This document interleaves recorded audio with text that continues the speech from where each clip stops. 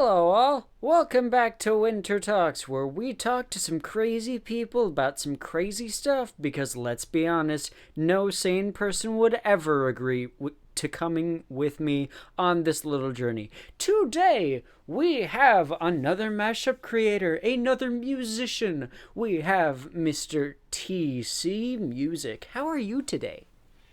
I'm doing pretty good, thank you. I'm excited to be here.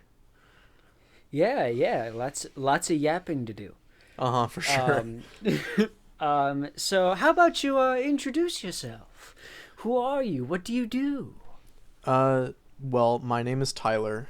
Uh, I run the channel TC Music where I pretty much roleplay as this robotic DJ who makes music from what sounds like it comes from another dimension, as I've been told.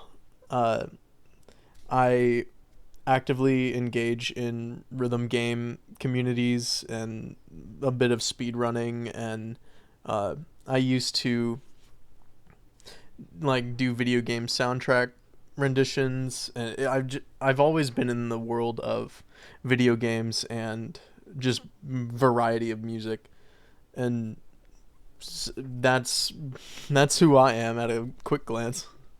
Gotcha. All right, yeah. So let's as you kind of wanted to. We talked before this, obviously. You Mhm. kind of wanted to go back to that era of creating the video game soundtrack stuff. Yeah, You kind of wanted to go back to the old channel, as you yeah. mentioned. Before the mashup channel, uh, I had another channel under the name TC Music where I like fully showed my face and used a little icon of myself. Like the channel profile picture, I kid you not, was just a black and white edited image of like 14-year-old me's face because I made the channel in middle school. Oh, And fun. like I was one of those kids in 2014 where where I was so obsessed with the Minecraft boom on YouTube that Oh my god, yeah. I I named myself Tyler Crafted, which is what the C originally stood for. And Really? yes, dead ass. And it I'm embarrassed to even admit that, but uh Wow. I quickly Okay. dropped Minecraft because it was not going well. Me and my 13-year-old friends at the time were like, we had these high chipmunk voices talking over Skype with very bad microphones, very bad production, and just playing Minecraft. And it was not fun.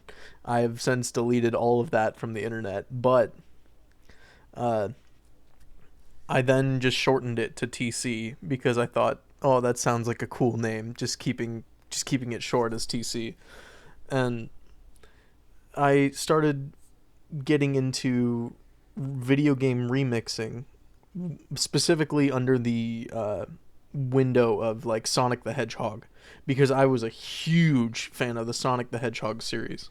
Uh, Yes. Growing up, like I played Sonic Mega Collection on my GameCube from like Mm-hmm. 2000.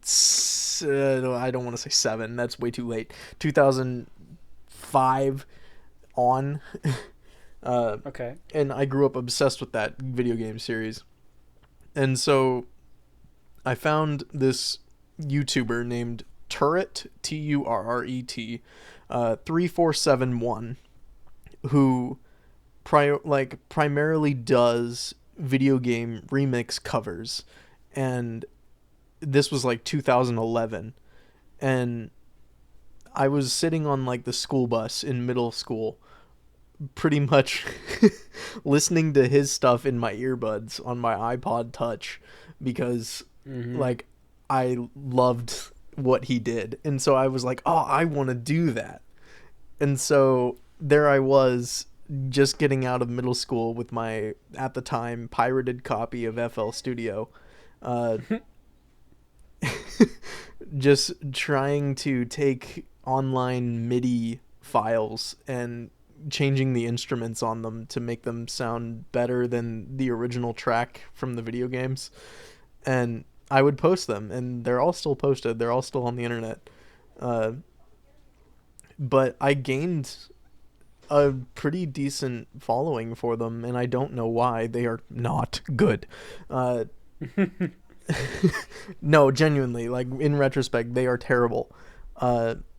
But I would do like little meme videos, or like you know Siva Gunner. Like I would do Siva Gunner renditions of a few songs. I Yeah. did the entirety of the soundtrack from the Nintendo DS game Mario and Luigi Partners in Time, because it is my favorite game of all time. I did the entire soundtrack from scratch, like redoing it in my own vision, and posted that to YouTube. And it has gained so much success that genuinely I still make some money from that YouTube channel specifically for those videos. Wait, seriously? Yes, like I get, That's cool. it's nice. I mean, it's Yeah. not very much money because YouTube ads are like terrible, but like that channel still gets so much attention, and I feel bad for abandoning it. But like after a while I grew tired because it just felt like I could never get some kind of success from it. It felt like it was just stagnant, like in a plateau. And so I Mm. quit. Like I just stopped uploading. I stopped for like a few years. I went to college, and uh the summer right before college I started exploring mashups, uh, because of a friend of mine from the Sonic community named Quentin Plays, who made 3 mashup albums in tribute to Neil Cicerega. I don't know how to say his last name, but Yeah. uh, to Neil. Like they're all Neil ripoffs. That's the whole point of his albums, and they were so funny to me. Like I would listen to them during my summer jobs working like construction. And I would be sitting there laughing to myself, and everyone would be so concerned at what I'm doing. Uh, they were so funny, and I was like, "Oh, I want to do that. That sounds fun." And coincidentally, at the time, like Jazz Wave had just released "Copy Wrong," Mm-hmm. and the 2 big Guitar Hero streamers, Alec and Jason, who I am good friends with and have always watched since like 2017. Uh, they had just released their like playthroughs of it, and I was like, "Oh man, if I start making stuff like this, I can send it to them and see where it goes." And so I did. I over the next winter break, I came home with my with my college laptop, a pair of Apple earbuds, and started making the demos of what became Mandela 1, Mm. and they were terrible. But that's where the very beginning started, and I finished a demo mix of the album, and I sent it to the group chat that eventually became the Mash Pit. It was a group chat of a small, like a 7 of us, uh, and everyone was like, "Oh, the ideas are great, but the mixing is just awful. Please fix it." And it's my fault. I mixed it on a pair of Apple earbuds, like, Yeah. but so I quickly fixed it, and it was it was the best decision I've ever made. Like Really? I'm so proud of what it has become and what I am now doing because of all of that. Like the C nowadays, in the C in TC stands for literally nothing. It is a filler letter. It originally stood for crafted, because Minecraft. I was a Minecraft obsessed little kid, but it literally stands for nothing. Like the T is just Tyler, hi, I'm me. But the C does not stand for anything until I can think of something that it fits. Like I don't want it to be creates, I don't want it to be creator, because Tyler the creator is already a thing. I don't want Yeah. like I don't know, so it's just a letter. Okay. But Nah, it's yeah, crafted to that's me now. no, Yep, please. I'm gonna when my reactions to Technetium and Mandela Volume 4, those are coming. I'm actually Ooh, gonna edit those so that instead of me saying TC music, it's Tyler Crafted music. So have you already thanks. listened to 4? I have not listened to 4 yet. Okay, okay. I I was gonna am say that's exciting. I am notoriously behind on a lot of mashup projects, but I am very excited to listen to 4. Hmm. Um, yeah. Which So go go ahead. ahead. No, I didn't know what I was gonna say. I was providing a transition. Oh, I kind of wanted to start this talking Hmm. about Mandela because those are I would wager to say they're kind of iconic in this sphere of the mashup scene. Hmm. They're And they're they're pretty well known, I think. yes, and I don't know how to feel about it. What do you mean? Oh, I apologize if you hear my dogs barking. Let me change my noise suppression on Discord. It's Okay. fine. It's Um. fine. uh. Basically, uh, Mandela one in retrospect, it made no sense. Some of the ideas were great towards the end. The middle was terrible. The intro was just me throwing crap at the wall. Uh, but I knew once I made it, I was on to something because Mm-hmm. no one else, other than Copy Wrong, which is kind of close in the same concept, like it's music that's been slightly altered to also sound cohesive enough to be the original song. Yeah. Uh, I wanted a concept where I was like, how genius can I make this? Where I can make some of the most random combinations of music and still have some kind of explanation for my efforts. And I remembered like the whole Mandela effect. Like so many things were going on at the time. Like people were thinking that Fruit of the Loom had like a separate fruit in the logo, or like Mm-hmm. Curious George had a different tail, or like Pikachu had different cheeks. Uh, and so I was like, "Oh, that's genius! I'll write the whole I'll write around what I've already made." Okay. Like I'd made half the album at the time, and I was like, I have no concept for what I'm doing. I'm just making random combos of music, and so I wrote around it, and I was like, "Oh, this is genius! I've struck gold." And I I was mean, you kind of did.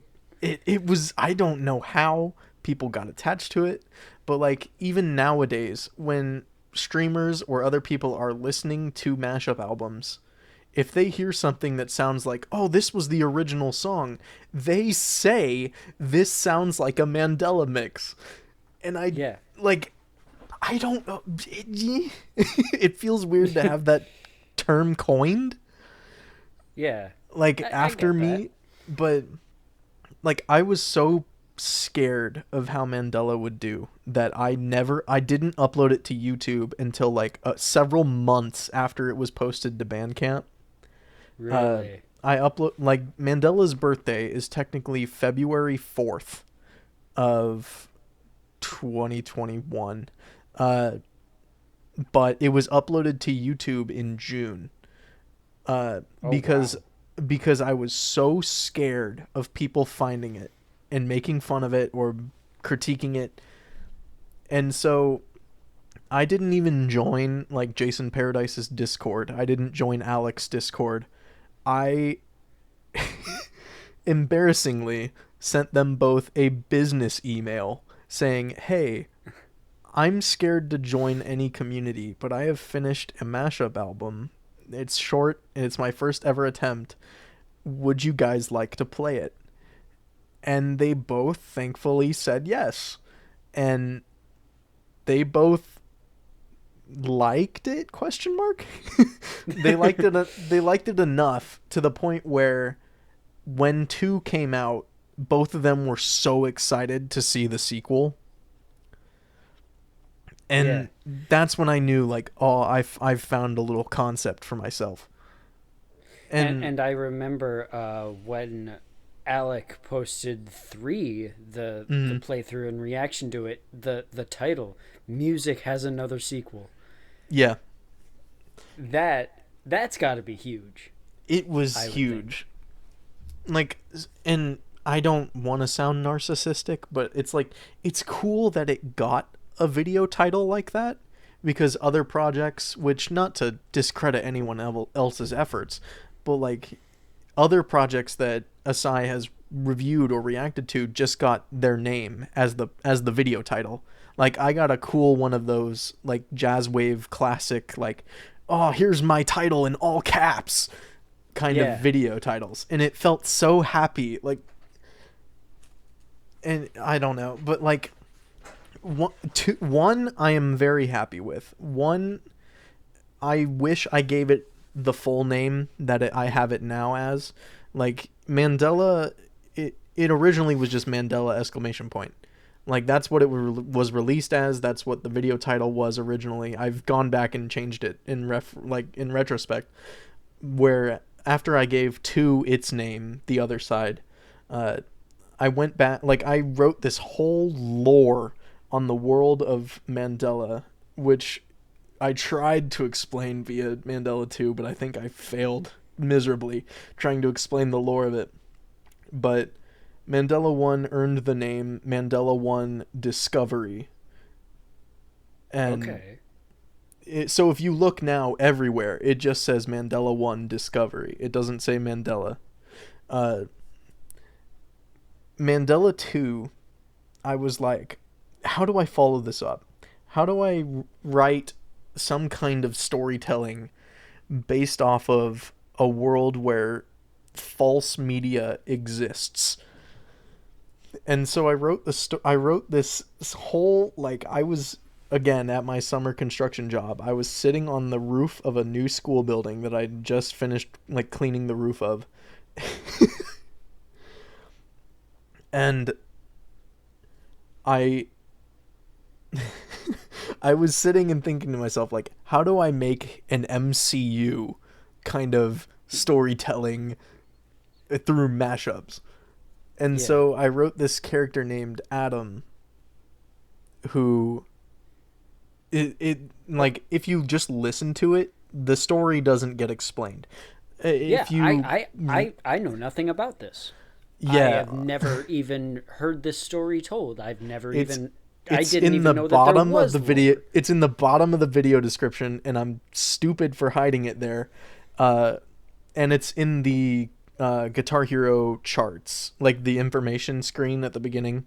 Uh, Okay. it says, I could get the whole script originally from my reference sheet, but to sum it up, it's basically a man named Adam uh, is the head scientist at a facility of researchers who are researching uh, a dimension where false media, in our perspective, is the norm. Like, everything's backwards, pretty much the upside down from, like, Stranger Things.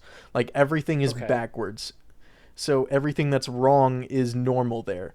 And so they develop this portal, pretty much, like, I'm going full sci-fi, like, to the other side, which is why it's named that. uh Okay. and it goes wrong. He gets stuck on the other side, and the album, from, like, after the first 3 songs, is just showcasing his descent into madness because everything is wrong and he can't escape. And that's the whole point of Mandela 2. It's just showcasing, like, how a person can go insane due to uh like false media and everything they know being a lie and everything they're surrounded by being a lie. That's what the other side is. It's just a man who has been lost into a pocket of space, and we don't know what happens to him because I didn't write anything for it. It's just presumed he's lost forever. Yeah, I didn't know about that. That's really interesting.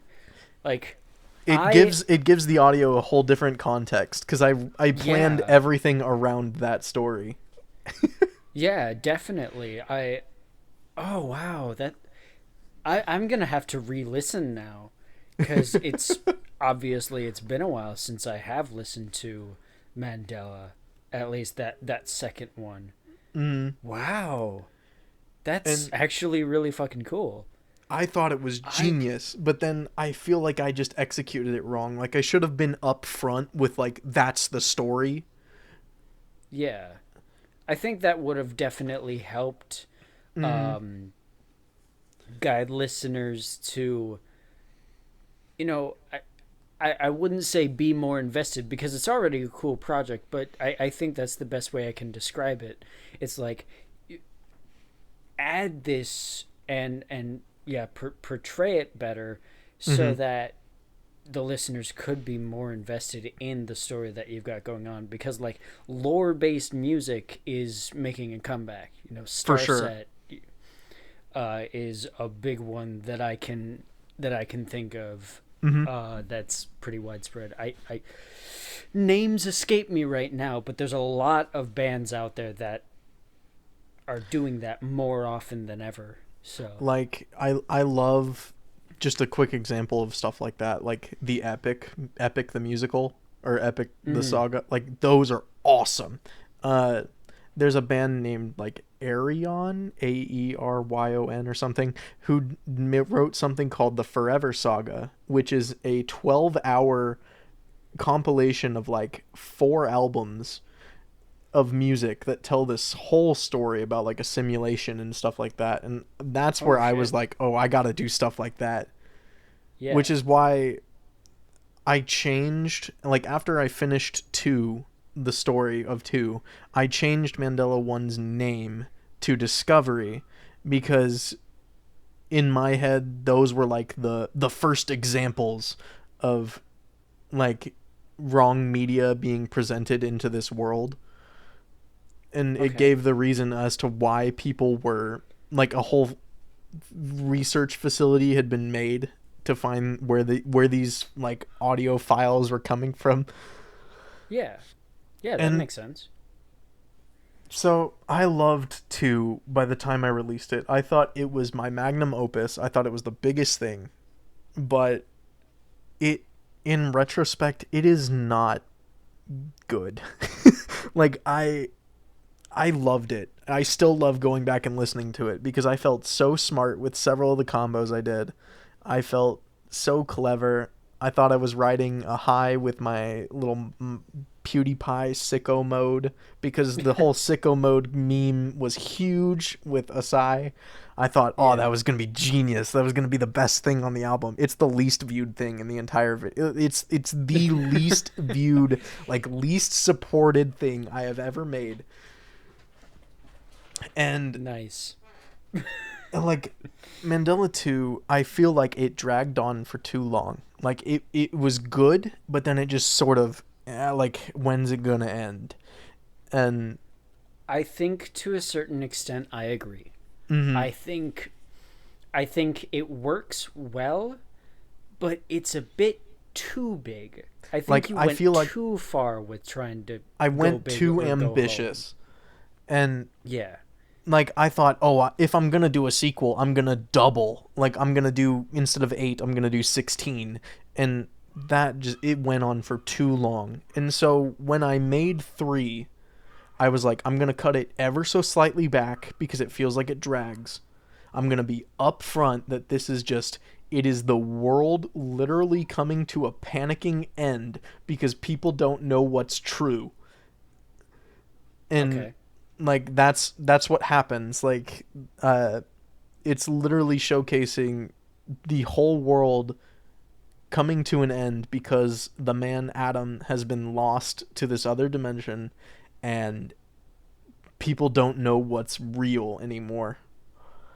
And Wow.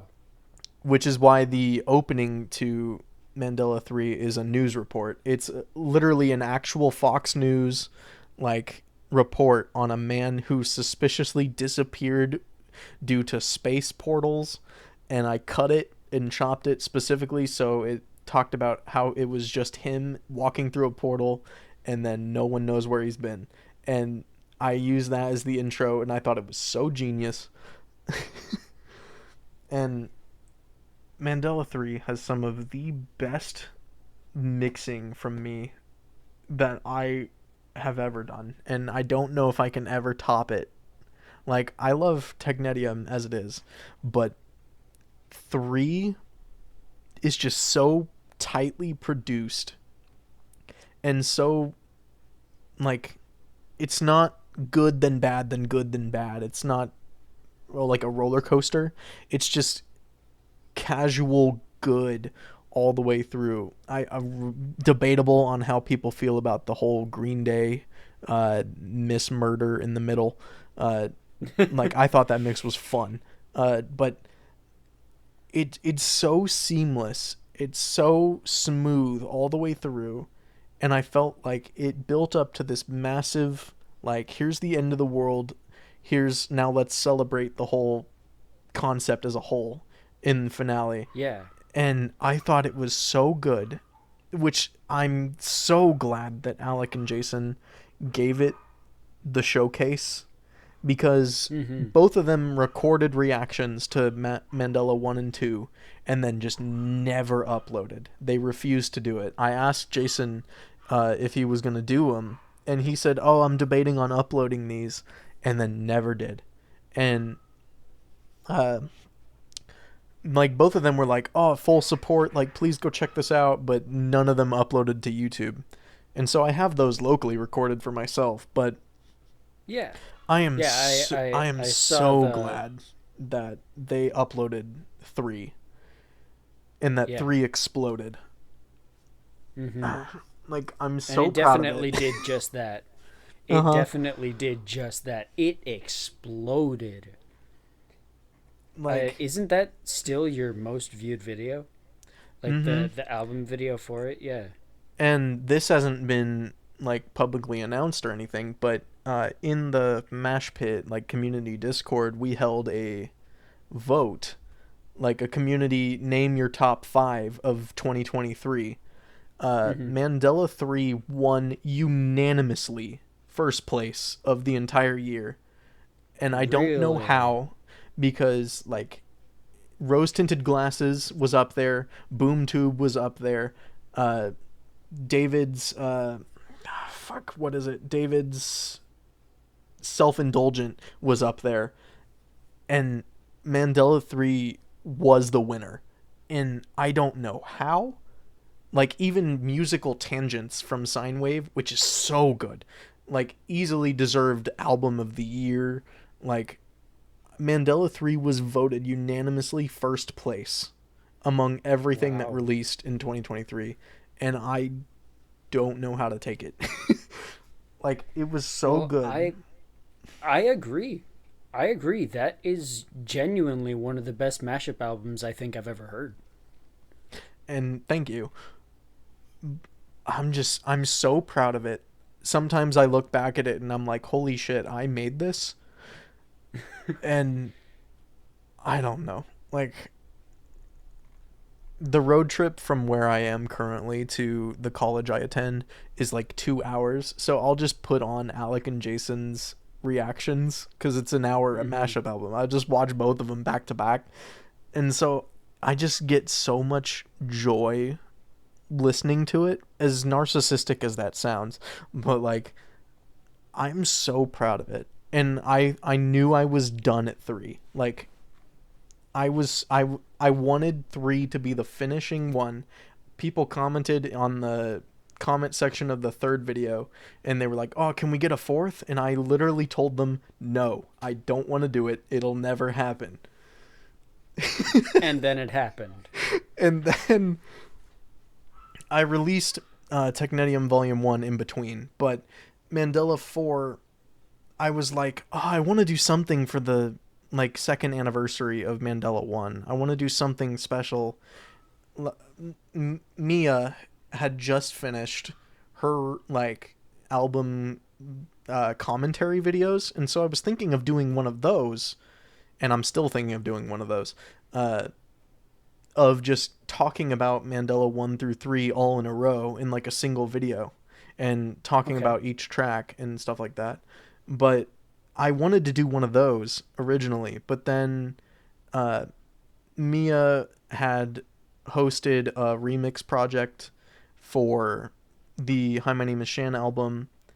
David did one for Deep Cuts. And so I was like, oh, I want to host like a big collab, like remix project. And so that's what 4 is. It's a Yeah. encore, like friends of mine got to pick individual tracks from the Mandela 1 through 3 catalog and redo them in their own styles. Uh It's I mean, fundamentally, I would consider that like a celebration album. yeah, It's that's why not it's like a called Encore. yeah, it's not like a full new big Mandela project. It's more so just, hey, I have friends and they can Mhm. make really cool stuff, and I made that cool thing one time that you guys apparently really like. Yeah. So I'm gonna let them give their own spin on it and just celebrate it. And like I haven't even charted it. I haven't put it to a rhythm game at all, and it's already at 7,500 like views. Like people loved it because 3 was so good, and so Yeah, I'm glad it puts so many other eyes on my friends, because that's what I want to do at the end of the day. I want other people to have their name put out there too, yeah, and definitely. so 4 is super enjoyable. It's a really nice listen, but it's not a Mandela album. It's just let's celebrate it. It's Yeah, so like in my mind, Mandela stops at 3. It is a trilogy, but uh, 4 is a special like project to me, and I'm glad it exists. I And think I think that, considering the story you told, I think 4 could potentially like I don't know. This is just me spitballing, but 4 could potentially be the alternate universe where everything turns out right again. that is a fair assumption to make. I never thought of it. I never thought of making any kind of story to 4. It was just let's celebrate. Like I knew I wanted to go green with the color because I had already done like peach, then purple, then blue, and Yeah. I wanted to do green.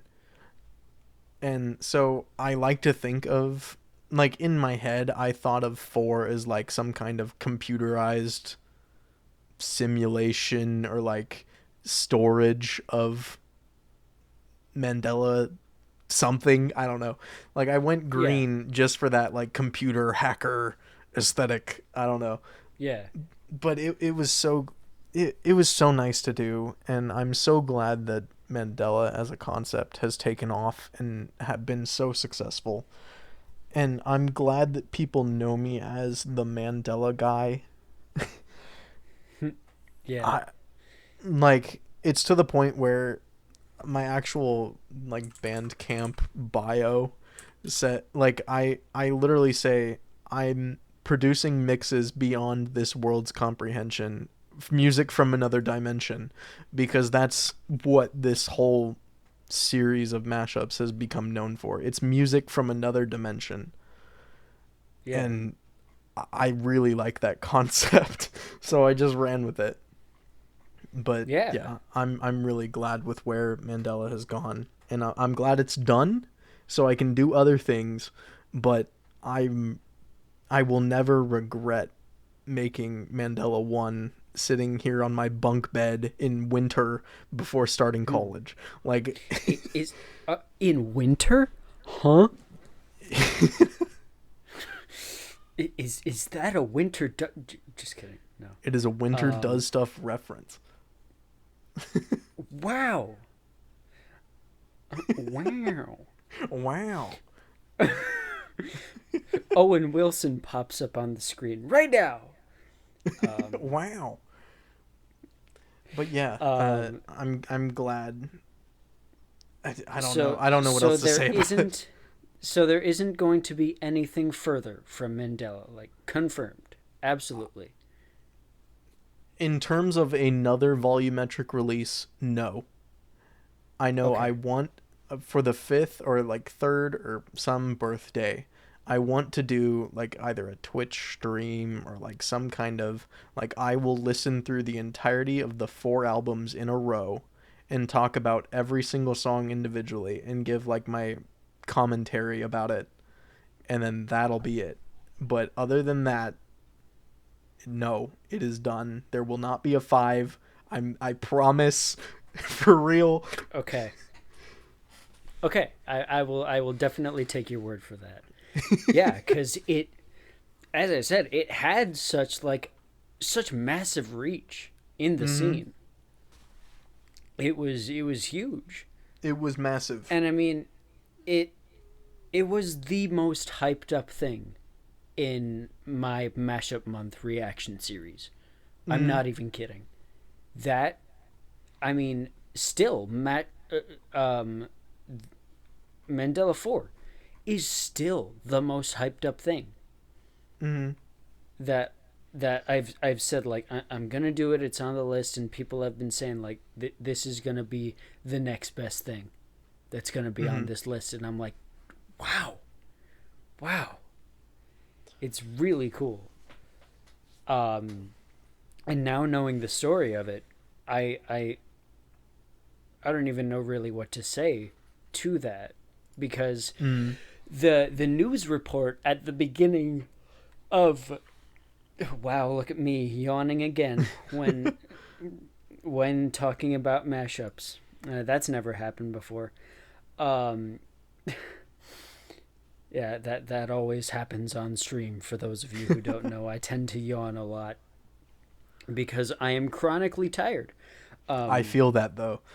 yeah, um, but like I remember listening to Mandela 3 for the first time and wondering, what is this news report about? Mhm.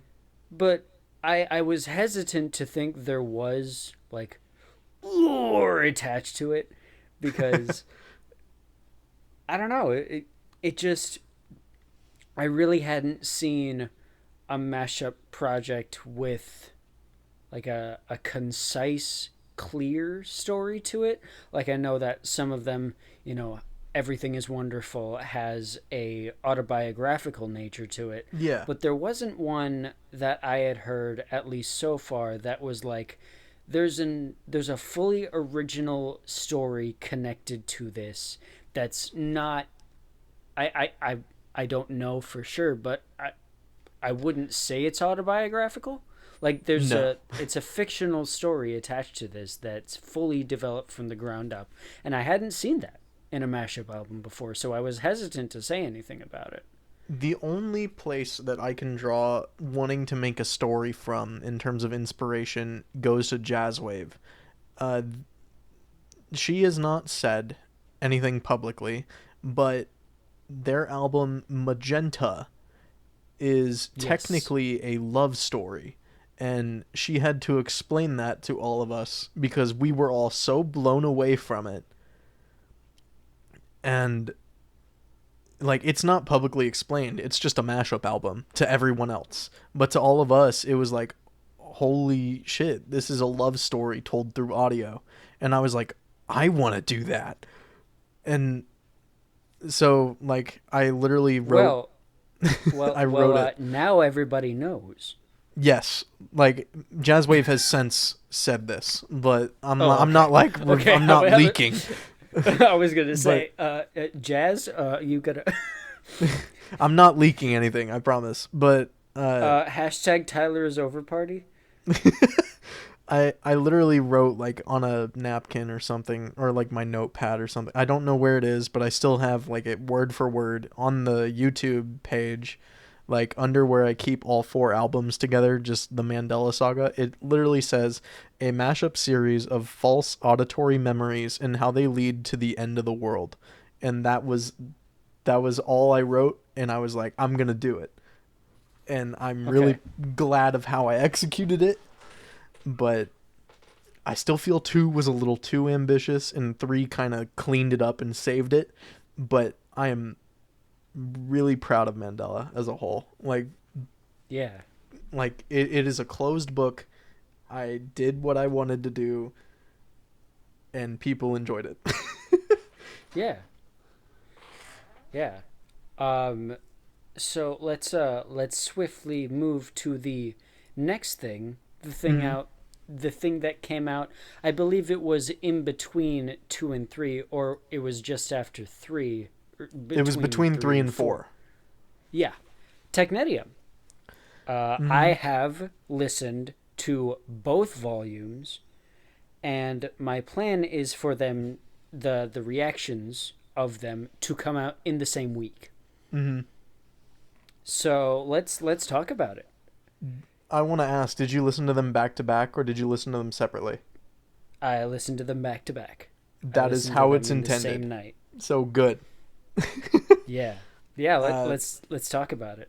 so I was Technetium. I have one person to thank for its very existence, and that is Victoria Drift. I made Technetium as a at the time a spiteful joke, uh, because after Mandela 3 took off, Victoria Drift referred to me as, oh, the EDM guy, in a private conversation, which I've been made aware of this. I'm not leaking anything. Vix is aware of this conversation. I've already had a whole thank you convo with them, uh, where I was playfully called the EDM guy. And I thought mashups of EDM, I haven't done that before. I mean, technically, the ending of Mandela 3 gets a little electro music in there, Yeah, uh it it gets a it little it, funky. it was still pop to me. Like the main sources I referenced in Mandela 3 was just pop rock, and then a little bit of techno at the end, and I thought that was perfect. And so I was like, I'm not an EDM mashup maker. How are you getting that from me? And so I was like, but I really like EDM as a genre. I'm If gonna if do anyone that. if anyone was the EDM person in terms of mashup creation, go to Exy. It is Extrenner. Yes, thank you. Yes, that is Exy's forte. I will say that forever and always. She Absolutely, and is I will back you on so that. good. She's so good at EDM Exy is material. a legend when it comes to techno, EDM, or even just hard bass, stuff like that. And so Yeah.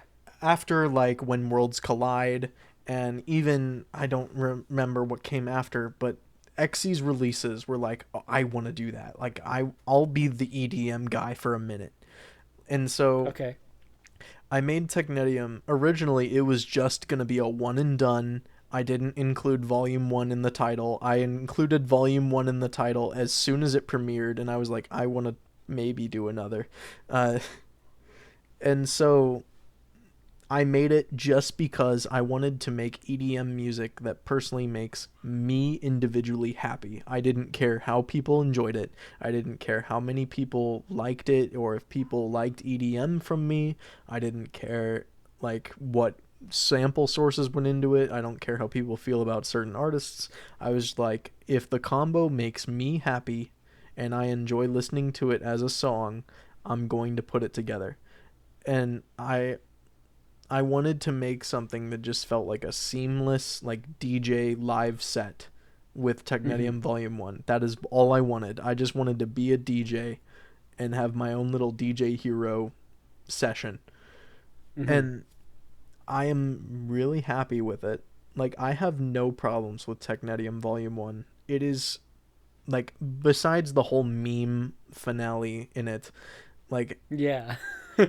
I I I just wanted something that I could like headbang to in my car, And so I started making little EDM mashups, and I kept scrambling through like Monster Cat, uh, and NCS, no copyright sounds, like just for like classic YouTube EDM bangers. And so I put Volume 1 together, except for the final song, which I was just like, I'm gonna mess with a sigh because Distant Cry and the horrible rap beats were a huge meme. Yeah. So I'm gonna put a meme finale together. Uh, like, I thought that was a great way to wrap it up, but originally that was the plan. It was just gonna be an individual. It was called Technetium, which Technetium as a word, I originally thought was my own word to combine the words techno and compendium as like a compilation of techno tracks. And I thought, oh, that's genius. It literally simplifies to TC, techno compendium. And then I started Googling technetium as a word to see if anyone else had done anything similar. And I found it as a element on the periodic table, which is literally abbreviated to capital T lowercase c. And I was like, the stars have aligned. I'm going to do it. And so the album art is literally just a cropped image from a periodic table of the element. And I did a whole research session on this element. It is a metal that like erodes really fast when it comes into contact, specifically with rainwater. And okay, it is the first human-made least radioactive metal in the entire periodic table. And I was like, this is a perfect use of like my name. It's a fun push on like, oh, is this what TC means? Which even in Asai's reaction to it, he was like, oh, is this what TC means all this time? It's just a metal? And I thought it was genius. Like, oh, I finally have a series after my own name. And I feel so proud of Technetium Volume 1. It was a short, seamless DJ experience. And I feel like it was so fun. Like, the charts I made were so fun to play. It was just a casual, like, enjoyable DJ listen that I could genuinely just put on at, like, a live performance, and people would listen all the way through, and it would be so fun to see people dance to it. And that was the goal. I just wanted something that I personally would enjoy as, like, a DJ set at, like, a wedding, or, like, a college dance, or, like, some kind of live event, or, like, a... what do you call those? Conventions. Like it would be fun to perform it someday. And I released it, and Asai put out his reaction the very same day that I released the album. And so it just immediately exploded because people were like, oh, the Mandela guy is back and he made EDM. And it was insane, and I thought, oh god, did I just outdo myself? No, I did not. Mandela 3 is still far more popular, but people love coming back to Technetium Volume 1 so much. And I was like, I was a genius for putting Volume 1 in the title at the very last second, because I want to do it again. And so Technetium Volume 2, I did the same thing I did with Mandela 2, where there is a story now. Technetium 1 and 2 tell an ongoing story that I will finish eventually, but it's another DJ set. It's just the same thing. I wanted a DJ set that can make me happy all the way through. And it was better than the first one, in my opinion. I feel more proud of 2 than I do of 1. It's not receiving the same amount of praise just because streamers haven't played it yet, but they did today. So, woo, that might be the boost we need. But let's go.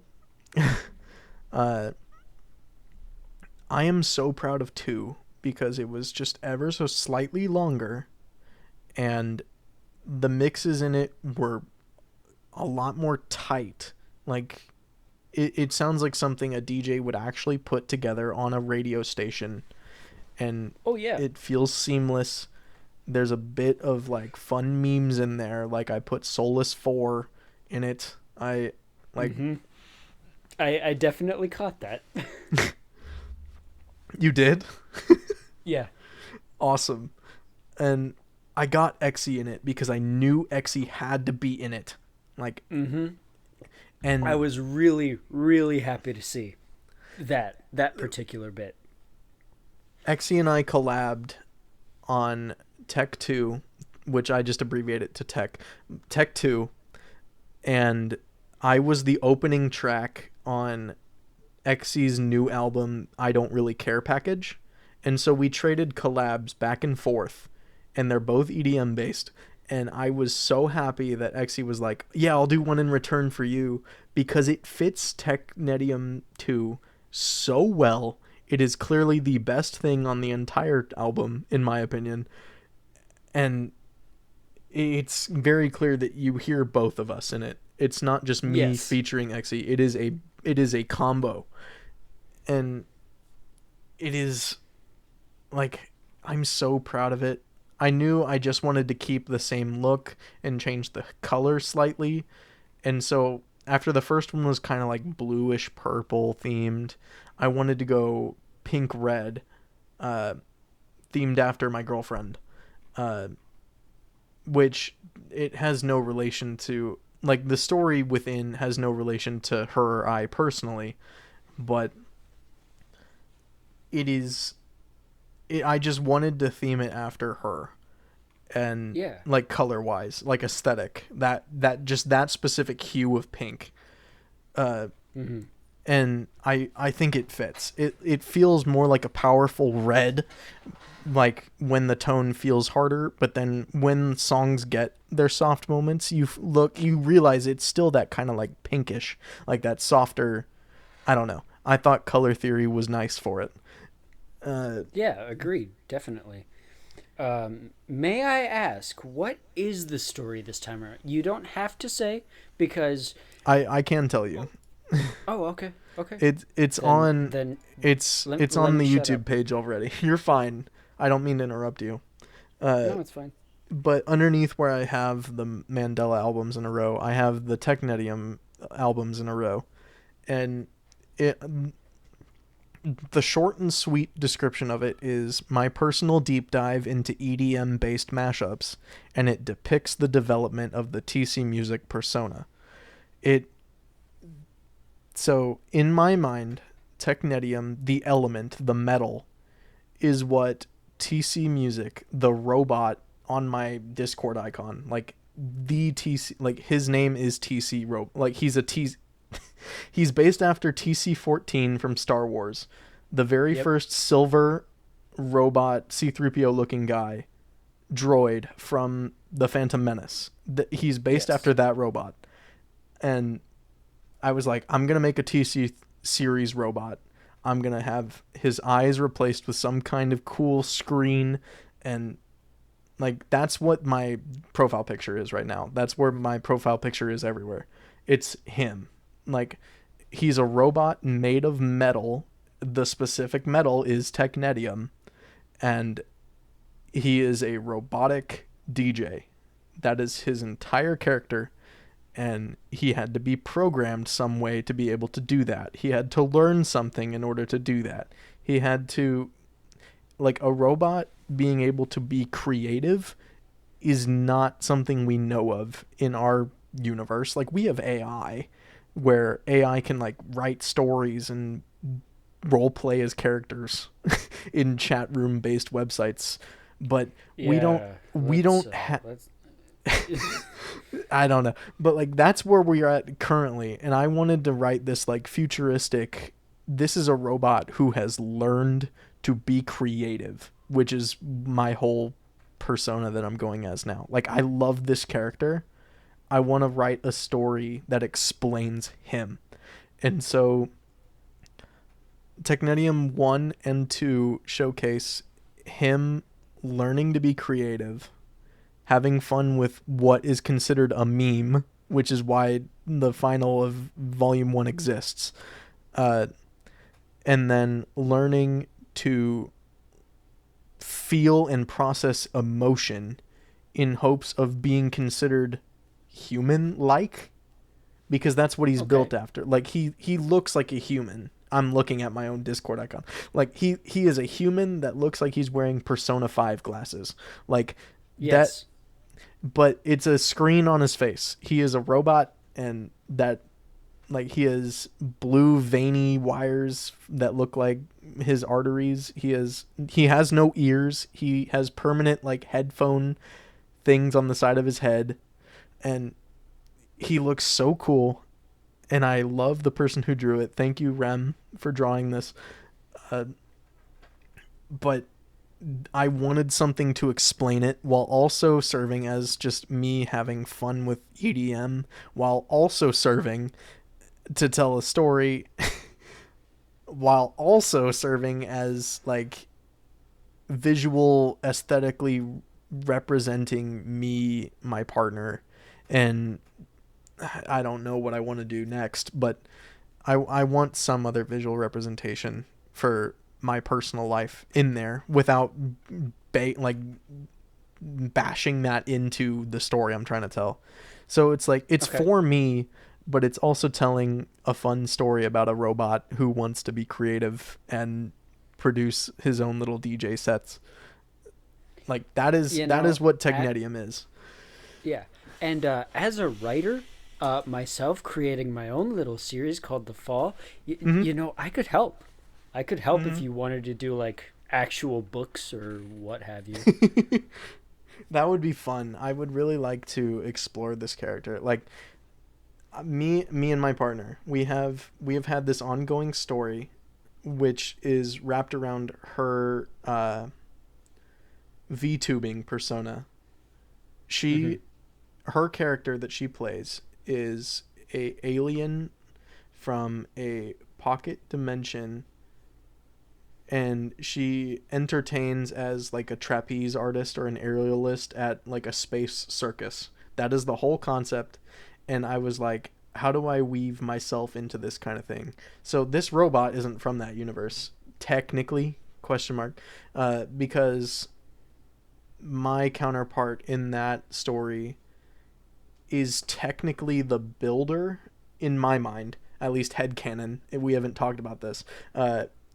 Like the stand-in for me in her story is the canonical, in quotation marks, canonical constructor of this robot, me. Who is essentially just a digital copy of that human built into a robot. And I don't know. It's convoluted. It's stupid, but it's fun.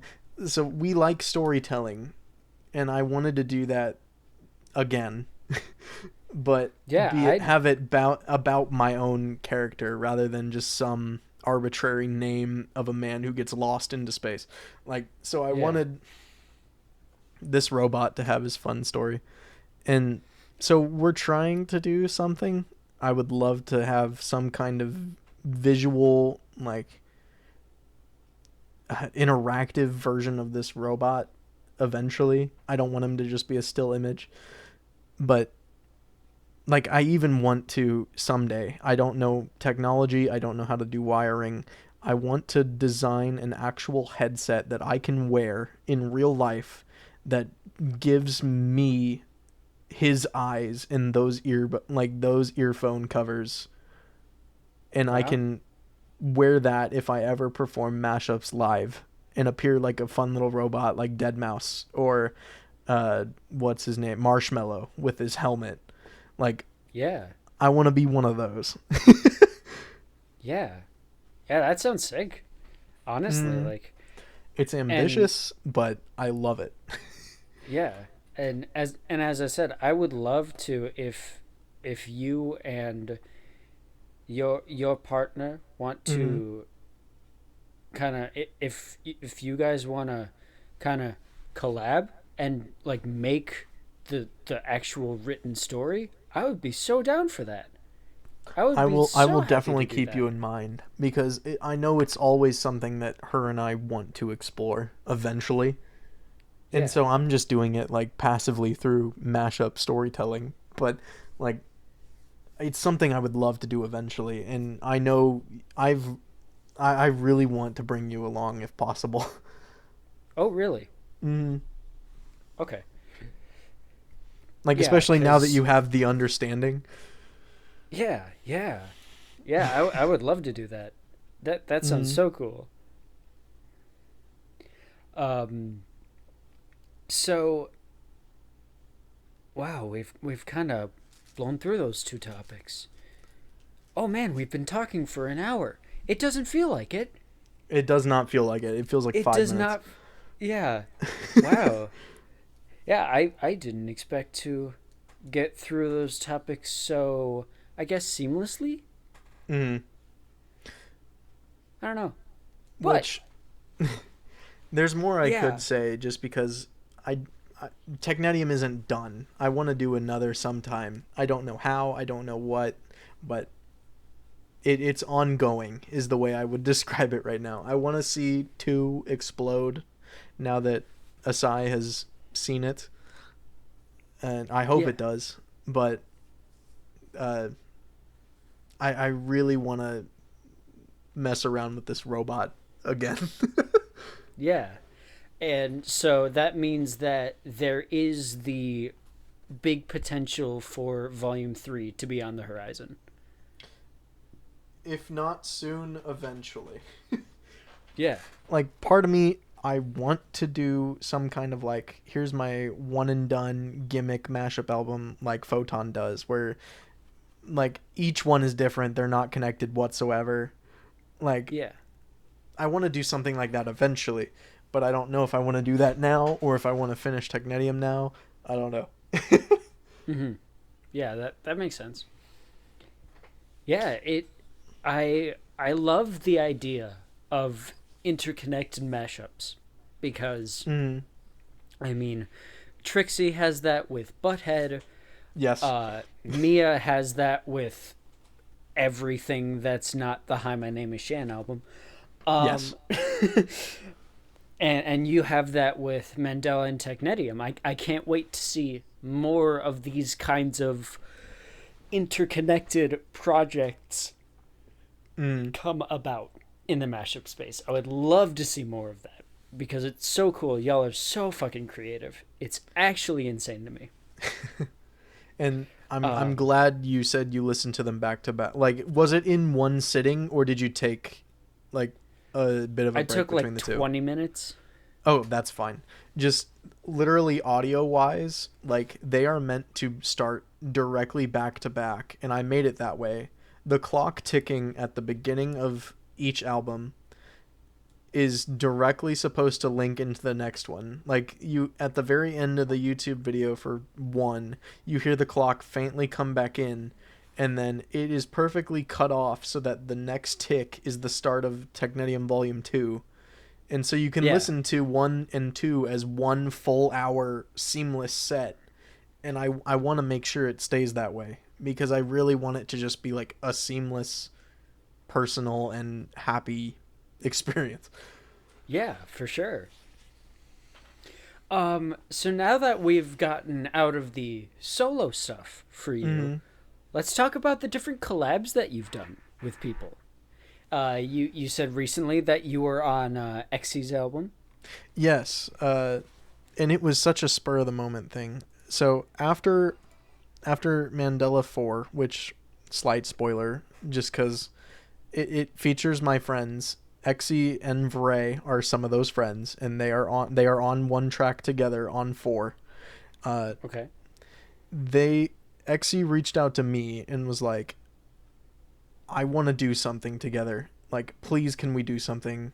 I want to just have fun, and I have this idea. Here's all the stems to it. Please do whatever you want to it. Send it back to me if you get something." And I did, and it was so good. It's the opening track on Exy's new album of it's called I Don't Really Care Package, or ID IDRCP. Yeah, IDRCP. It's Exy's longest album. It's Exy's best album. It's not even debatable. It's like, I'm biased because I'm on it, but it is so good all the way through, and I got to be the opening track, and because of it being such a good and fun experience to do together, I was like, hey, do you want to be on Technetium too? And they were instantly on board. And so we did a back and forth, and Exy is such a good human being that, like, it was so seamless. It was so fun. It was so easy that I absolutely want to do it again if possible. I want to, like, even today during a size stream just earlier, like, he played Technetium 2 and then he played I Don't Really Care package pretty much back to back. And when he was done, he asked me and Exy, like, when are you guys going to do a, like, duo DJ live set together? And I would love to do that. Like, that sounds like such a fun idea. We would destroy it. And so Exy was a fantastic collab to do. What else have I done? I gotta think about it. You collabed with Mia a little while back for Wonderful. That is true. That track, which I'm sure Mia probably said something about it, but yes, it was not meant to be on Wonderful. It was on the list of, I'm gonna throw this aside. I don't feel proud of it, and it wasn't even a rendered piece of audio yet. It was just a written down, like, here's what this song could go with kind of idea. Mm-hmm. And so we hopped in a Discord call, and Mia sent me all the stems that I would need, and we just put it together in like an hour, like 2 hours maybe. It might have been around that time, and it was so seamless. It was so fun, and in my mind, it completely branched that quality, like, between what was at the time Mandela 2 and what Mia was going for with Everything Is Wonderful. Yeah. It was that perfect, like, you could tell I worked on it, but it still fit the project. And I still believe it is I want to call it the best on Wonderful, but a lot of people disagree. A lot of people say the later tracks on Wonderful are the best, like Interlude, and the very ending track in the secret track is really pretty. But I personally think Good Night, which Good Night is so good. When Can I See You Again? That track. Oh. Yes, it is so, like, all of Wonderful is it is a fantastic project all the way through. Yes. And Mia and I actually talked about that at length. Mm-hmm. I think that was one of the longest ones that we sat talking about because I'm there's sure so much to unpack there.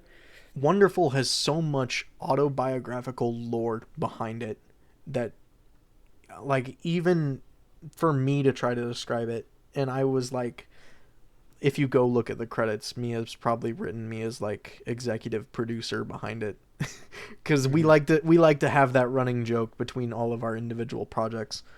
It's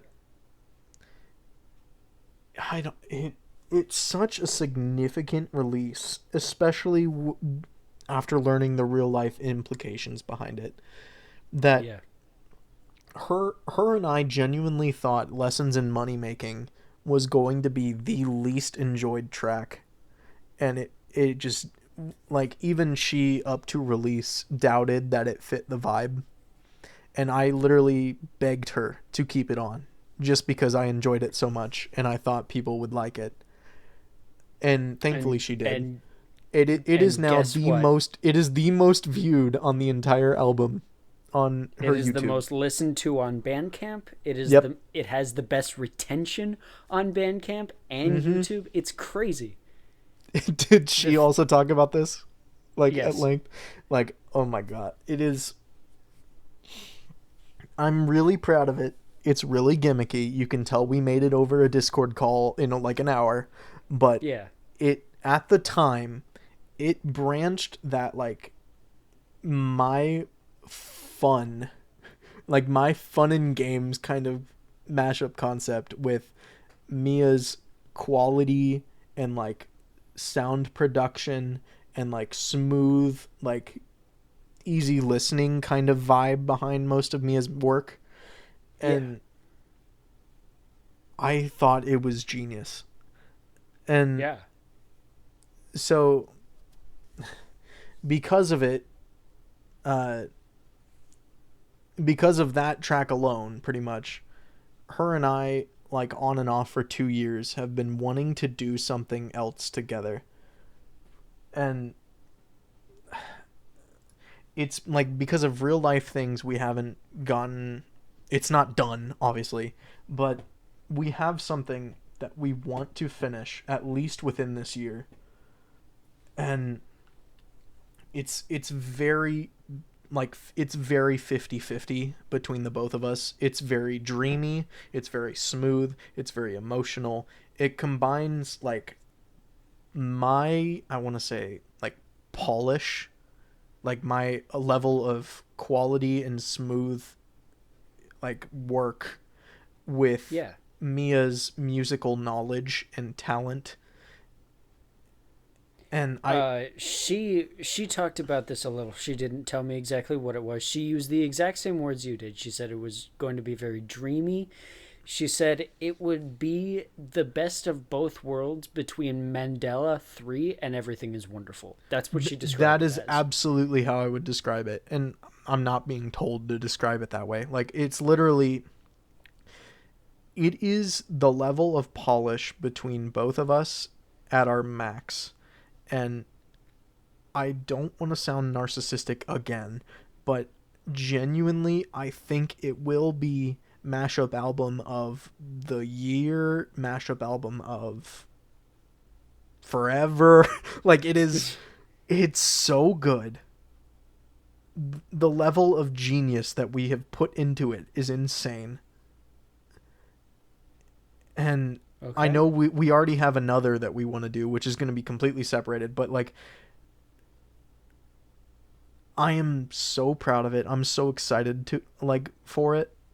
I literally Mm-hmm. can't say anything else about it because we want to keep everything under wraps, but it will blow people away. It is the most like dreamy, smooth, vibey, kind of emotional kind of thing we've ever made, and it absolutely bridges that polish quality gap between Mandela 3 and Everything is Wonderful. And Okay. I'm so excited. But that's literally as a result of working on lessons in money making. Like we thought like holy crap, we have something kind of fun here. Let's explore doing something. Yeah. And I'm really proud of it. I'm glad we made that decision. But Yeah. that's that one. I collabed with David Omario on the album Brand New, uh, where I did not know the source material at all.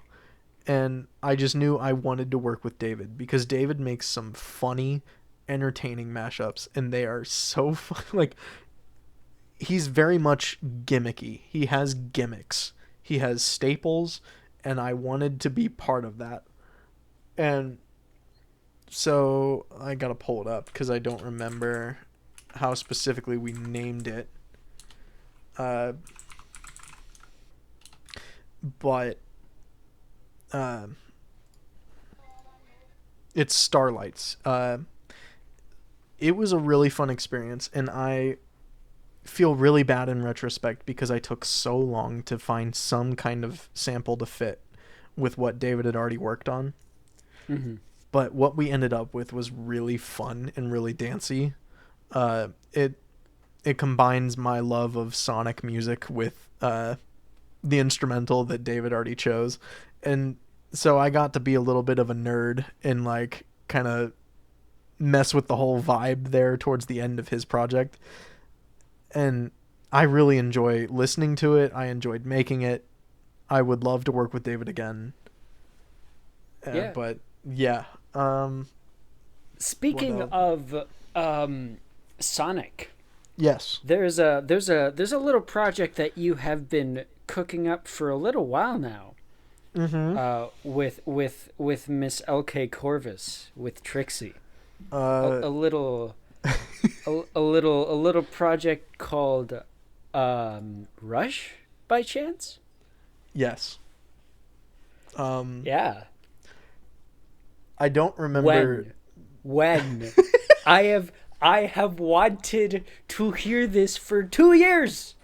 It was announced in 2022. You'll get it in 2038. Damn it. But no, seriously, it'll be really soon. It has I will tell you, we have worked on polishing and repolishing and reworking ideas so much lately that kidding. It may genuinely be finalized soon. Soon trademark the meme, but I want to say before the end of the year. I want to say earlier than that. I want to we're almost already in August, but it is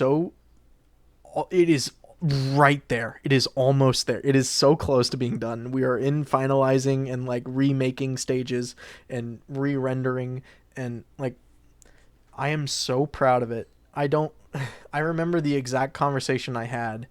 I was in the middle of making Mandela 3. Yeah, I was in the middle of making Mandela 3. And I started working with EDM just slightly before the whole Victoria EDM joke happened and I made Technetium. Yeah. I was messing around with EDM and I had this really terrible, really rough EDM concept where I took Live and Learn from the Sonic song franchise and mashed it up over some EDM track that I don't remember the name of, and I thought it went so hard, and I pitched it to Miss LK Corvus because her and I are big Sonic nerds. Yes. Big time Sonic nerds. And so it ain't Big Time Rush anymore, it's Big Time Nerds. And we just ran with it. It was an immediate, I'm in, let's do this. And so we started scrambling to find concepts. We started doing a listen through of every single song from every single game soundtrack in a row to find some kind of sample to use. We knew my general appearance is blue, and LK Corvus's her entire style is the pink. It's the pink skull. It's she has a whole character based off of this pink bird persona, and it's the pink awesome. And black. Yeah, pink and black. And so we knew it had to be Sonic Rush because Sonic Rush is Blaze the cat and Sonic as the playable characters. And so we themed the entire thing around the word rush, and we themed the art after the title art of that game. We themed the opening and closing tracks of the album around that game. We knew we struck gold with it. And Rush in itself is an acronym, and because we want to be fancy. It's Rave Unity Supersonic Hedgehogs is okay. So it's combining Sonic the Hedgehog franchise with EDM and hard bass, and because Technetium and Sonic, it's literally Sonic Technetium pretty much. That is the concept. And okay, I love it so much. And the ideas that Elke Corvus has brought to the table are so good that genuinely. I think she is probably one of the best creators in the scene. At least Absolutely. I think so. And her style of doing things is so varied. She can do the chaos, the memes, the through the tables kind of style. But she can do something that is very similar, in head to Everything is Wonderful. I cried Oh, at dude. head. Oh my god. Like, after Butt, I thought it was just like, what did I just listen to? Like, that was the most funny, like, weird combinations of music. And then you get hit with the head part of it. And it is so pretty. It is so well done. It is so smooth. It is so, like, vibrant and expressive. Like, I'm with you. I genuinely cried during the big time finale at the end of Head. Like, it was Yeah. so good. And I knew I made the right choice to bring her on And for and this her little Sonic production collab. is so damn good. And get this, she makes her stuff in a web browser. I know. She told me about that. It blows my mind that a web browser can do this. And so, like, I knew, like, it was instantly the right choice to invite her and, like, pitch this idea to her. And I am so excited to have it done. It is a banger. Like, the fun ideas that we have are awesome. And we each bring so much to the table. And, like, you can clearly tell, like, this was made by me, this was made by her. But when you get to the collaborative stuff on it, you can tell it was us together. And you can tell there's bits and pieces of all of, like, both of us here, there, everywhere, pretty much. I am Yeah. so proud of what Rush is, and I am so excited to have it done eventually, not because it's been in development for so long, but because what it is right now is so good that I want people to hear it. And Okay. yeah. Yeah. Yeah. So speaking of Sonic, you are a gamer extraordinaire. You are like you are a true gamer, I would say. I would say so, yes. Um I there's a whole range of conversations we could have based on this. There's I casually speedrun Super Mario 64 uh, hmm just because I love that game and I love the community behind that game right now.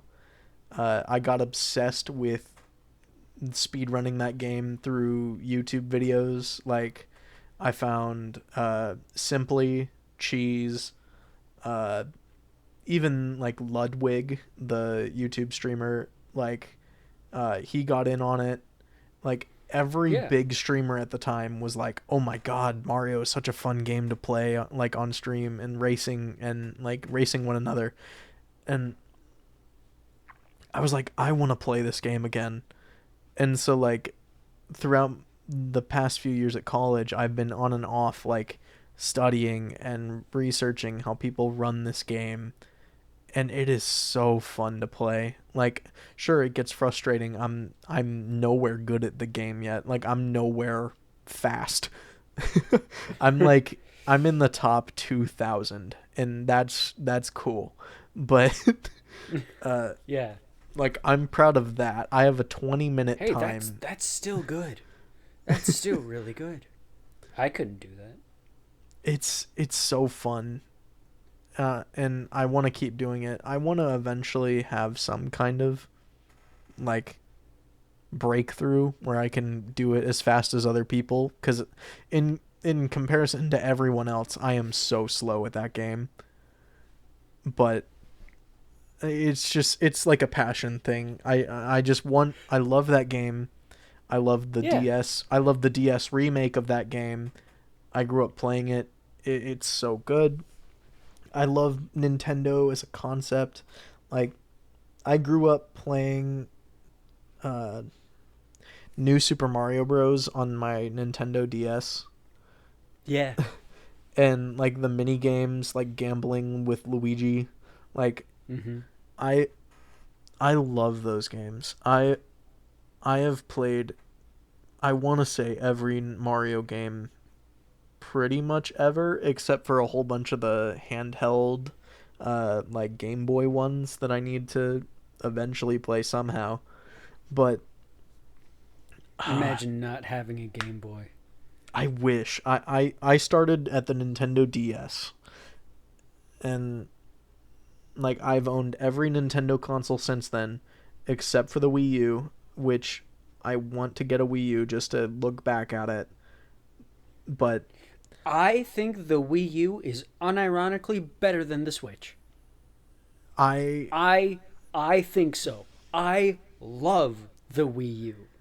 I've I played on a Wii U once, and it looks so cool as a concept. I just feel like it was executed poorly.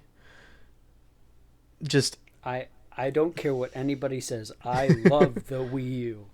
and I'm not gonna fight you on that. I just don't have enough experience with it as a console. I want to look back at it. I just know it's very overly hated.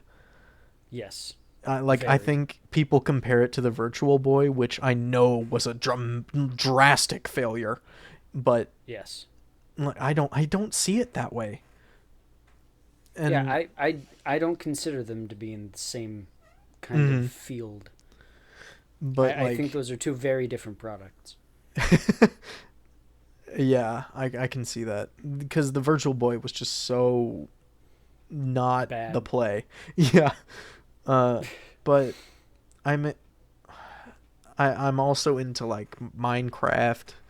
I play PC games. I play rhythm games. I've played every single Guitar Hero ever, and Yes. like since I was 7, uh, my family borrowed a family friend's PlayStation 2 for like 2 weeks, and Yes. I snuck downstairs at like 3 in the morning just to boot it up and play Guitar Hero. And I got through like maybe 4 songs before my dad ended up standing behind me and was like, "It is 3 in the morning, dude." But Yeah. I felt immediately in love with the Guitar Hero, the Rock Band games. I Yeah. love that concept. And this, I'll get, like, Guitar Hero is personal to me. This is where I'll probably open up a lot, but uh, after I found Guitar Hero, we got Guitar Hero 3 and Guitar Hero World Tour for the Wii. And Mm. at the time, my best friend, his name's Cade, um, him and I, we had a whole like joint celebration for his birthday, themed entirely around Guitar Hero, and that is all we did for the entirety of his party. We just sat there and played Guitar Hero 3 and then World Tour back to back the entire campaign without stopping Oh wow. because we loved the game. And I look back on that so much just because I love the feeling that those games give. Like it's just a fun, blissful, like, oh, I can play guitar now. I'm cool kind of like I can be a feeling. rock star. Like as a kid, I wore these coolest looking sunglasses. I had like a bandana wrapped around my arm. I dressed up for that birthday, dude. I I was the rock star that day. And Yeah. I loved that. And it's the reason I love these games. Like it's so fun, it's so engaging. There's so much you can do with it now, but unfortunately,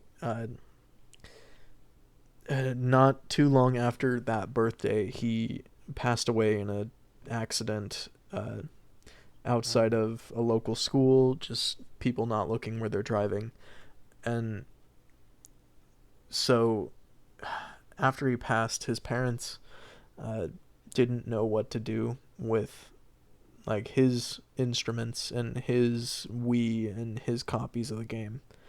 And so I own them. I've held them ever since. I keep them locked away. I have Yeah. I have his guitar that we used uh pretty much in like a little frame, and I will never use it. I will never touch it. It is sacred, but because of Yeah. it, like these games mean so much to me, which is why I'm so glad that after showing Jason Paradise my mashups, him and I became really close friends Yeah. through learning drumming. Like I had got a drum kit for my birthday a few years back, and I have never used it. I didn't know what to do. I wanted to learn drums and then very quickly gave up on it because I was bad. And I don't know. Like I he predicted the idea or presented the idea that you could learn drums through the online Clone Hero at the like Yeah. that the new game. uh and so I was like, I messaged him on Discord and I was like, "Hey, do you mind if I like play along with you sometimes, or can we get in a online lobby and play together sometime?" And to my surprise, he said yeah. And so we held multiple little practice sessions uh, where we would just learn drums together and play. And we got to have like genuine person to person conversations rather than just being a streamer and a viewer. Yeah. And Jason is one of the most down to earth, like genuine and loving human beings on this planet. And like I always thought, oh, he's just the funny haha meme guy. I got to learn a lot about Jason. I got to see him at literally his lowest. He called me at like 3 in the morning, for very personal issues. I'm not gonna disclose him, but we are now like really close friends. I got to go visit him, and it is one of the most proudest things I am of my own actions. Like I didn't even word that correctly, but like uh, I'm so glad I sent that message and asked him to play drums with me, because just being in his community, and I'm now a moderator for him just because of how close we are as friends. It Mm-hmm. it feels like it's my right place to be. Like it doesn't even have to be connected to mashups. Just being in this specific rhythm game community feels like a complete loop for me. Like I started here, I lost my best friend, and then I get to come back and help new people in today's time find their enjoyment with this game series. And Yeah. like especially with Fortnite having the new like Fortnite Festival Guitar Hero mode, like there are so many new eyes on this scene, and so I feel so helpful, like I'm contributing uh Yeah. to so many new kids finding their friends through this Guitar Hero game, and it makes me happy. But other than that, like Guitar Hero is such a fun game, and it's so enjoyable. Like even at college, I got my first roommate so attached to the game because I would just always be playing it in my dorm. He would be going Yeah. out and about, and he would come back home. He would come back to our dorm just to see me still playing Guitar Hero on my computer. That he eventually asked like, "Hey, where do I get a guitar? Can we play?" And so we would bring a projector and a laptop out to the big commons area in our dorm building and play for people and like let people come play with us. And it just feels like I'm 7 years old again, like hanging with a big group of friends rocking out to our dad's music. And it's complete. Speaking of, it's completely inspired my interest in music. Like, I love rock, I love metal, I love like thrash, I love punk. Like, I love so many classic rock songs, and I love the genre as a whole Yeah. just because of these games. Like, Metallica is my favorite band of all time, and especially after Guitar Hero 3. And so to learn that that was what my dad was listening to before I was even born was like, oh my god, I get to experience this with him still. And like, I could go on for Guitar Hero forever. Like, it is a game that I will never get tired of. It is a game I will never get bored of. It is a game that has so much potential still to just keep changing and keep evolving, which is why I'm glad there's Clone Hero, there's Yarg, there's Fortnite now, there's Fret Smasher, there there's so many clone games that are trying to change it up and mix it up and make it new again, that it makes me so excited to see that this franchise is still living on, even though it was around when I was 7 years old. And Yeah. I don't know. It just means so much to me, and I will never quit it. I'm gonna be obsessed, like, when me and my partner eventually live together and have our own, like, little office in our house. Like, I'm gonna have guitars hanging on hooks. I'm gonna have, like, displays. Like, it's something I want to keep around for the rest of my life. I want my kids to play Guitar Hero. Like, Yeah. it deserves to live on, and it just means everything to me. And but then, like, I'm also interested in completely opposite end of the spectrum games. Like, I play Destiny 2. Yeah. uh Five Nights at Freddy's was big. um Undertale, Deltarune. Undertale and Deltarune. Oh, Undertale is a masterpiece. Deltarune, I can't wait for Toby to finish it. Chapter 3, hopefully soon, Toby. Please. We've been This starved. just the soundtrack of Undertale. I have listened to that OST on loop for maybe more than 200 hours. Like, it's such a gimmick. Like, it's Earthbound music. It's that, but it just means so much more. It's so calming. It's so, I don't know, it just puts me in a happy place, and I think it's because of nostalgia. Like, I enjoyed where I was in 2014. 16. It dropped in 16. Like, Yes. I was so happy with where I was that just listening to that music, I'm suddenly back there. And Yeah. Toby Fox's music is musical crack to me. yes, absolutely. There's just something so addicting about it, but Mm-hmm. it's like healthy crack, if that Yes. exists. It is medical. Me- medicinal crack. Medicinal musical crack. That It is is amazing. beneficial. Yes. And God, I mean, and Undertale Yellow just recently came out. I have yet and to play it, but that soundtrack is so faithful and so good. Toby's spirit is in that game. Absolutely. Yeah, Toby and Temmie are both included just in that game. Their souls just went in it because Yes. they were like, it can't be any other way. Mm-hmm. And I for self promo, this is my channel, y'all. I have a playthrough. I have a 9-hour playthrough of the game, and I cried. I was openly sobbing at the end of that game.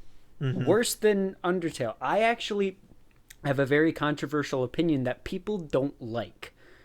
Mm-hmm. I think that Undertale Yellow is better than Undertale. That makes me eager to play it. I because think this just fundamentally the story of Undertale Yellow is better. I think there are elements of Undertale that will always be better than Undertale Yellow, but as a whole package, Undertale Yellow is the better one. it's a because I know literally nothing. It's a prequel, right? It's meant to be the Yes. prequel. Okay. It is about the journey of the yellow-souled child, Yeah. the soul of the child of justice. Mm-hmm. I really And like the way it looks. Some of the art and yes, some of the animations are so pretty. the the sprite work, Yes. just the sprite work is fucking unbelievable. Mm-hmm. There are so many of the animations that are done in just the even some of the character idol interactions that you can do that Mm-hmm. are like, oh yeah, that's why this took 7 years. And then you find another thing that makes you go, oh, this must have, oh no, this must have been. And it's like, Yeah. it's such a unique look, I think, at the world of Undertale, Mm-hmm. because Undertale painted it as both, like, I think Undertale was a an adventure game that could turn into a horror game. Oh yeah, for sure. I think Undertale Yellow is a psychological tragedy that can turn into an adventure game. Yeah. That's my opinion on it. It is so unique. It takes the ideas of Undertale and makes you really think about the fundamentals of Mm-hmm. those uniquenesses, if that's a word. I get what you're saying.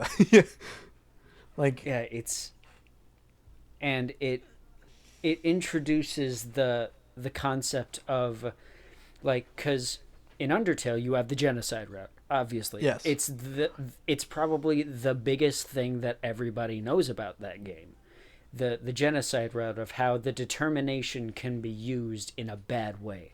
Yes. But Undertale Yellow introduces the concept of it's not that the determination is being used in a wrong way. It's that the soul traits, all of them specifically have negative connotations to them. Mm-hmm. So think about in movies, TV, and media, the one that wouldn't be easy to find is the trait of kindness. There was the Yeah. green soul child is the soul of kindness, but you think, well, how would a genocide route work if it's kindness? That doesn't really make sense. Mm-hmm. Except you look at characters like Thanos, Yes. who think their killing is kindness. They believe that despite what they're actually doing, the intent behind it is what makes it kind. Like they think Yeah, they're doing the right thing. yeah. And you look at justice and how that can be twisted. Mm-hmm. And it's so cool that the developers of UTY decided to focus heavily on especially that the trait of justice and use it to be like, yeah, sometimes this is fucked. Mm-hmm. And there's a lot that I could talk about Undertale Yellow for hours. I actually want to eventually maybe do a Winter Talks episode with the developers, That Master would be Swordsman. awesome. I would love to do that because that game is so masterfully done, Mm-hmm. I think. But anyway, yeah. Yeah, that was Uh, a tangent and a half. it's fine. I love the world of Undertale so much. Uh, I was so obsessed with Undertale and Deltarune during their initial release. I'm so excited for whenever Chapter 3 drops. Uh, God, I think Chapter 3 is going to be the game changer for I hope Deltarune so. going forward. Because it's like everything seems to be building up to the festival that's Yeah, bound to happen, I think. Or is it the carnival? it's one of the Carnival or the two. festival? And it almost brings me the same dread as the festival in Doki Doki, because it's like this one lingering thing that's hanging over And the then narrative, and then it's bad. yeah. Which Doki Doki is a whole different conversation. I love that universe. I was obsessed with like fan games. I was obsessed with like fan spin-offs. I Yeah. love Doki Doki Literature Club. It is so genius. It is so good. I think Undertale walked so Doki Doki could run.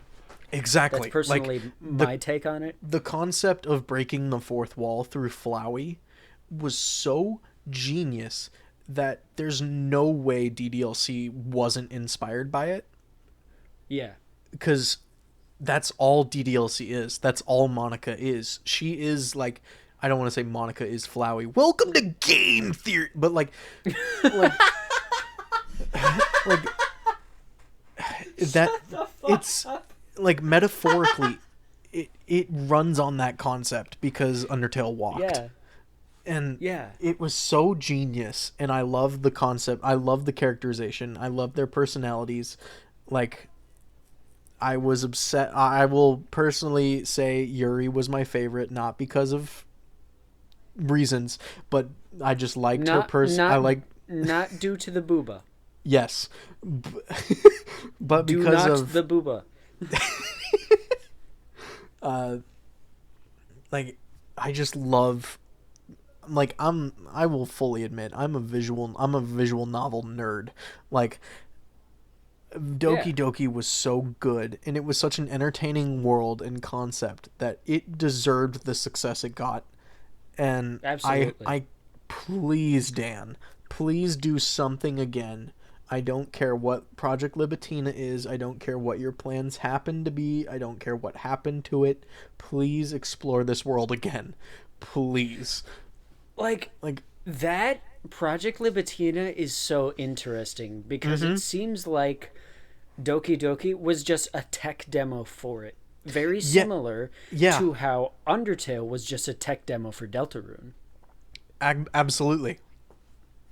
And it's those kind of games that I'm really fascinated by because both of them did exceedingly well.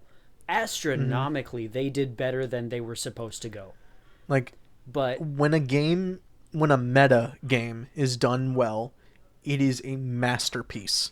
Like, when you can do something that involves the player and like portrays a message, it's awesome. Which is like why I love Portal.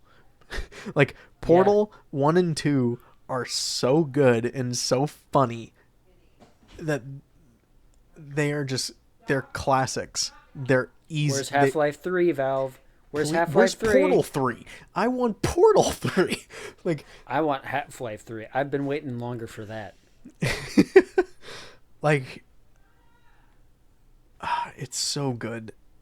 Like, I think either Portal 3 or Half-Life 3, whichever would come if they ever did, I think those two games, either one of them, would blow the entire industry away. Oh yeah, absolutely. They would cause explosions. Like the game industry would have to pause so everyone could play Portal or Half-Life 3. It's kind of like the announcement of GTA 6 when that happened. Yes. That was the quickest rising YouTube video in history. The Absolutely. announcement for Half-Life or Portal 3 would be, I think, because I believe in the fandom that Valve has, I think it would be even more widespread. I think so, personally. Excuse me. But, like... what's another meta game? Stanley Parable. That game is love so good. The Golden Deluxe Edition. That was so fun. And I loved the little bits that they targeted at themselves. It's like, wow, you would make a sequel to this, a deluxe edition just for the money. And I love that the voice actor for the narrator came back because he's been in a lot since then, and Stanley Parable was an indie project, all things considered. Yeah. And it's like the fact that he came back because he knew how impactful that was. I mean, for him as well as Hmm. for the team that made it. I love that. Like, I'm surprised in the opposite way that he came back. Uh, Whereas he's been online and trying to like, he's been here and there. He's even been on like games such as like Comedy Night where people just have open mics and tell jokes and stuff like that. He's been in VR chat. He's done stuff like that. Uh, where he's just living his life and people are like, "Oh my god, you're the Stanley Parable narrator." Like, it doesn't leave him. Yeah. And so I'm surprised he was like, "I'm going to reprise that. I'm going to do it again." Like, I thought it would be the opposite, where he was so annoyed by being called that he wouldn't Hmm. want to do it again. But I'm so glad that he did, cuz he Yeah. nailed it. His voice is perfect. Oh yeah, absolutely. Like, I have I have the aspiration someday to voice in something and do something. Like, I grew up watching, as cringy as it is to admit this, I grew up watching Minecraft roleplay videos, um, Okay. where like voice actors would voice over a Minecraft character, like moving around and living their life. And I watched Red versus Blue. It was the same thing. yeah, Rooster Teeth stuff. Like, which Rooster Teeth, It's whole different conversation. But like, yes. uh, If you want to add that as a topic, we can talk about that. we can move to it here in a second. But uh, I grew up watching like stuff like that where people would voice act over games or like play with one another and just use their voice. And so Hmm. I want to use my voice in something eventually. And so I've genuinely had like practice sessions where I have sat down and played the Stanley Parable just to try and match his delivery and like how he expresses, because you can tell like every emotion about this character that you don't even see just through his voice, and he is like so good at it. And Yeah. like, it's just inspiring, honestly. but Yeah. but yeah, uh, like, and similar to that, through Rooster Teeth, I love the world of RWBY. I was shown it by force, unfortunately. I previous partner didn't treat me all that well, but they are who I found RWBY through. And despite that like emotional connection to that part of my life, like, the world of RWBY is so fun and so bombastic and so humorous and so like kick ass that Yeah. I can't It not is love it. it is the definition of the rule of cool. Yes. And It is the rule of cool in a world. hmm And I love it because of that. I think like even though I have other shows and series that are definitely objectively better, I have shows in my mind that I would say are my favorite shows of all time purely for their quality. You know, Avatar The Last Airbender, Arcane, if season 2 is as good as Arcane, season oh 1 my of god. if season 2 of Arcane is as good as season 1, it may be tied next to Avatar The Last Airbender for me. It is that hmm good. But I think Like, because of the history I have with it, RWBY is probably subjectively my favorite show of all time. I think it and might be. it might be it. I don't know if it's best of all time for me, but it is definitely up there. I fell in love with this world. I have, let me go look at Steam. I have, where is it? Where is it? Where is it? Uh yeah, I have 58 hours in RWBY Grim Eclipse just because Nice. I love that game. And I haven't played it in a while, but I need to go back and do a playthrough again. Like, RWBY just, and I'm not even caught up, but it is such a fun world, and I love the different characters. I love their interactions with one another. I love how they make fun of John like every 2 words. I love like Where did you last leave off, by the way, with RWBY? Like, do you know the volume at least? the end of 6. Oh. Oh, shit. Like I haven't picked it back up. I've seen bits and clips like of what's going on currently like throughout since like leaving it, but I want to go back. I want to start from volume 1 and just go all the way to what we're at now. I don't even know where it's at. Is it 9, 10 yet? 10 is the one that we're waiting for. Yeah. Okay. But Honestly, if there's one thing I am caught up on, it is the music. And I Yes. love the RWBY soundtrack. God. Like, This Will Be the Day is the banger of all time. I don't care. It is so good. I think Inside from RWBY Volume 9 is the best opener, personally. Mm-hmm. But we'll see what opinions you have about that when you get there. The other thing I want to, like... So, I've been thinking about doing this with my father. But you know what? I'm going to ask you this right here on this Winter Talks video. Do you want to do that? As a Just series? rewatch RWBY? Yeah. Because... I'm so down. Yeah. Let's do that. That would be so cool. That Minecraft series that I mentioned earlier, me and Mia watched it separately in our own childhoods, and so we're currently doing a rewatch of all of that together too. So nice. I'm so down to do this for RWBY. Yeah. Wow. Okay. Cool. We have a collaboration Let's between go. Winter and wow.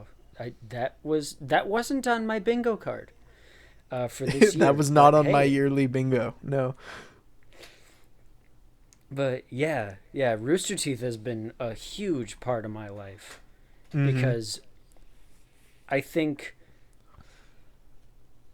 the first YouTube video I ever found was Why Are We Here? Episode 1 Yeah. of Red vs. Blue. That was the very first YouTube video I ever saw.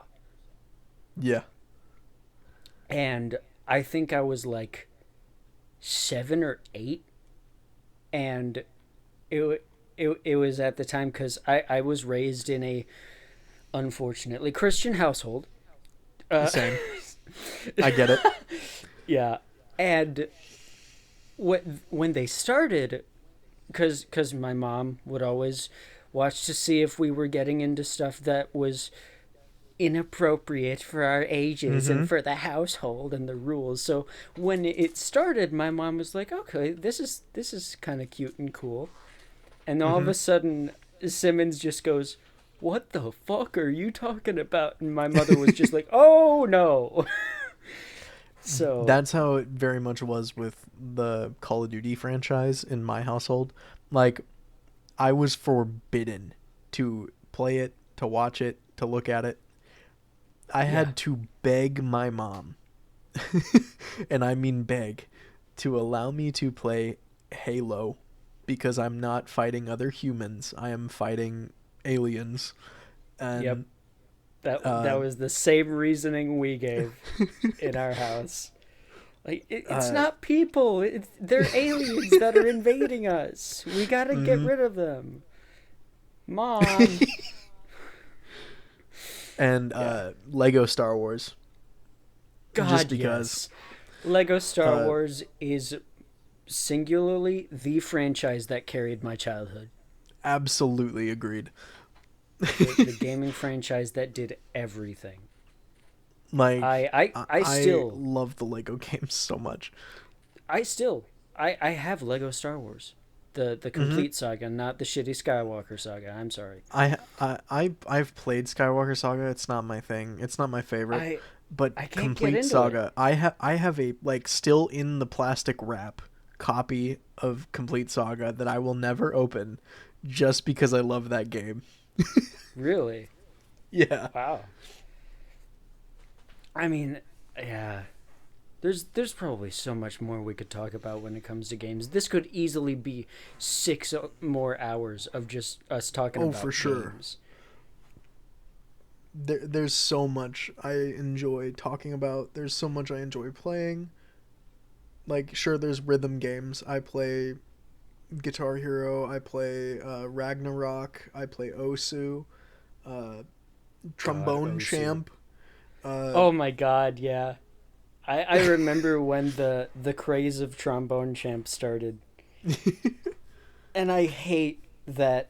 Like, I love the dude. He's great. He's such a wholesome creator. But the fact that Matt made the game theory that he did on that game is just, come on, man. I don't know. I don't recall it off the top of my head, but knowing Matt, it's probably something. Yeah, it was very convoluted and ridiculous, and Mm-hmm. it was peak Matt Pat pre-retirement Yes, probably. and But his insanity antics. uh, what else do I play? Just off a quick list. Final Fantasy 14. Let's go. Stardew Valley. Uh, Okay. Phasmophobia. Uh,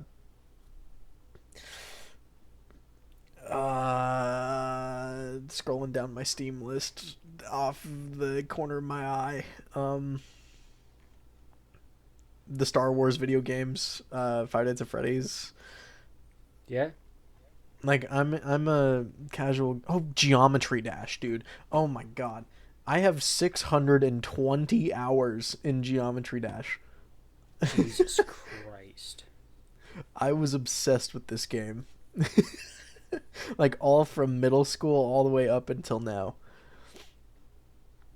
Jeez. But yeah, that's pretty much my gaming resume. I play rhythm games, I play casual adventure games, I play shooters. Yeah. Just I play games that have good music. That's pretty much where I go. Yeah. But yeah. I guess beyond games, we have the topic of what is next for Tyler, for TC. I What really is don't know. I I know I want to continue mashups. I'm happy where I am. I love this. I love this concept. I love doing storytelling through combos of music. I love making people laugh. I love like people reacting and being so surprised to what I make. I love I love being part of a rhythm game community. I love where I am and I don't want to leave it. I love hosting and being like the current head of the Mash Pit community. I love welcoming in people with open arms. I love giving them feedback and providing a place for people to show stuff off and like feel safe that they're not going to be bombarded with like critique and like yeah. I want to build that. I want to keep it around. Like while the Mash Pit as a group, like as our little label pretty much does not exist anymore. We don't do that. Like I want the Mash Pit as a community and space to exist as this like super safe space where anyone, if you make them or you listen to them, can come in and laugh at musical combinations. And I want that to stay around. I want to do that. I want to make it better. I want to continue working alongside my friends Alec and Jason. I want to get into streaming. I want to be some kind of content creator outside of Musically. I want to play video games. I want to react to songs. I don't know. Like I part of me genuinely wants to turn this little robot persona into some kind of VTuber because they're I would massive right love that, now. man. That would be so fucking cool. Like I want to have like some kind of on-stream persona that I can be, and I love that idea. I want to do Do that. you Do you follow the VTuber Sayu? I I know recommend of him. him. If not, it yeah. His Sayu is his awesome. current I know of his him. current model. Oh my god, it's so sick. Yeah, But I really recommend going to him for like maybe advice about how to start doing that stuff because he mm, knows the ropes. I know VTubers right now are like a dime a dozen. There's 800 billion of them. But I genuinely feel like it might actually be the best way to portray myself as a human and what I enjoy to play and make without showing myself, because I'm very antisocial and I fear being judged for how I appear. But I really like this persona concept where it's literally just me but robot. But like I I think it could be awesome if I do something like that. And so I want to either pursue playing games or doing some kind of creative outlet or some just something where Yeah, I can be myself and hide behind this little robot guy and still make mashups and be like some kind of recognizable figure.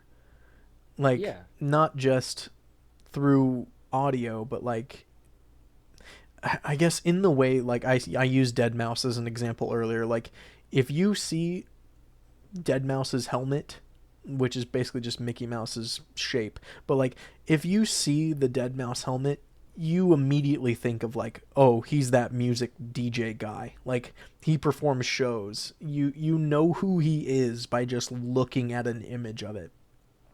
And yeah. so if I want to be, I guess that's a little like dreamy there, but like I want to I dream of being one of those things where you can see a visual representation of me and you're immediately reminded of like, oh my god, he's that mashup guy or whatever. Like That's the I Mandela don't guy. dream yeah, that's Tyler Crafted. I don't I don't dream of being like to the level of his famous where I'm actively selling out shows or whatever. I don't want to do that. What I would love to do eventually is perform some kind of Technetium live thing at some Comic Con or like anime convention or like a just some kind of event where I can get up on a stage with my custom made visor, glasses, and headphone combo that I dream of to look like this guy. Like, and just play mashups. Like, Sinewave, who made musical tangents, recently Yeah. performed at some big festival, like a whole bunch of mashups, and it was awesome. The footage of that is awesome to watch. I want to do that. You should send me that. I haven't seen that yet. I will. I'll have to find it. Okay. But I want I want TC, not just TCMusic. I want TC to be some kind of recognizable name, not just within Clone Hero, not just within mashups. I want to make some kind of name for myself, but I don't want to explode and be some super big famous. I have a million people's eyes on me. Yeah. I just want to I want to put myself out there a little bit. Like I want to keep making mashups. Mashups are awesome. They're my main hobby. I literally sit here at my computer and listen to my own demos because I'm a narcissist. Like I literally sit here and listen to my own stuff. Like damn, this guy's good. Like like just because I I get it. enjoy the hobby. It's fun. Yeah. It's fun to make. It's fun to mess around with.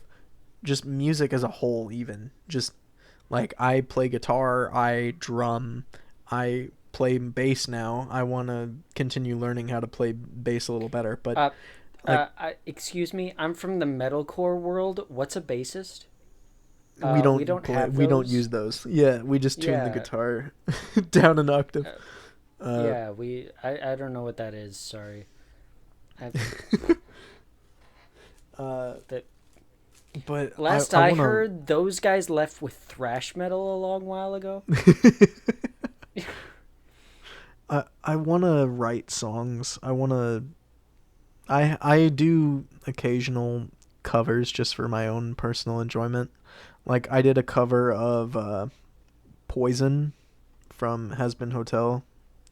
I Okay. did a I did a cover of what's it called? Outrunning Karma by Alec Benjamin. Hmm. Um I've done several Green Day covers. I redid their old Santa Claus is Coming to Town cover Yeah. because it was lost to time. You could only get it through like a voicemail in like 20 something uh, Yeah. if you called a certain phone number. Uh, You know, now that you're talking about these things, people are gonna ask about them on your channel. I Like, know. they're gonna ask in the comments, "Could we see those?" No, you cannot ever. Um, maybe someday though. I want like my partner's father is quite literally an audio engineer and works with like voice actors and bands and musicians, and I want to someday pitch something to him to have something professionally done and do some kind of cover or personal release, like maybe not even under TC, just maybe under my actual name. And I Yeah. don't know, I want music to be part of my life, but I don't want to completely stick to one thing. I want to do covers. I want to keep making mashups cuz I love it so much. I want to be this little robot DJ. Uh I want to play games. I just want to be some kind of content creator.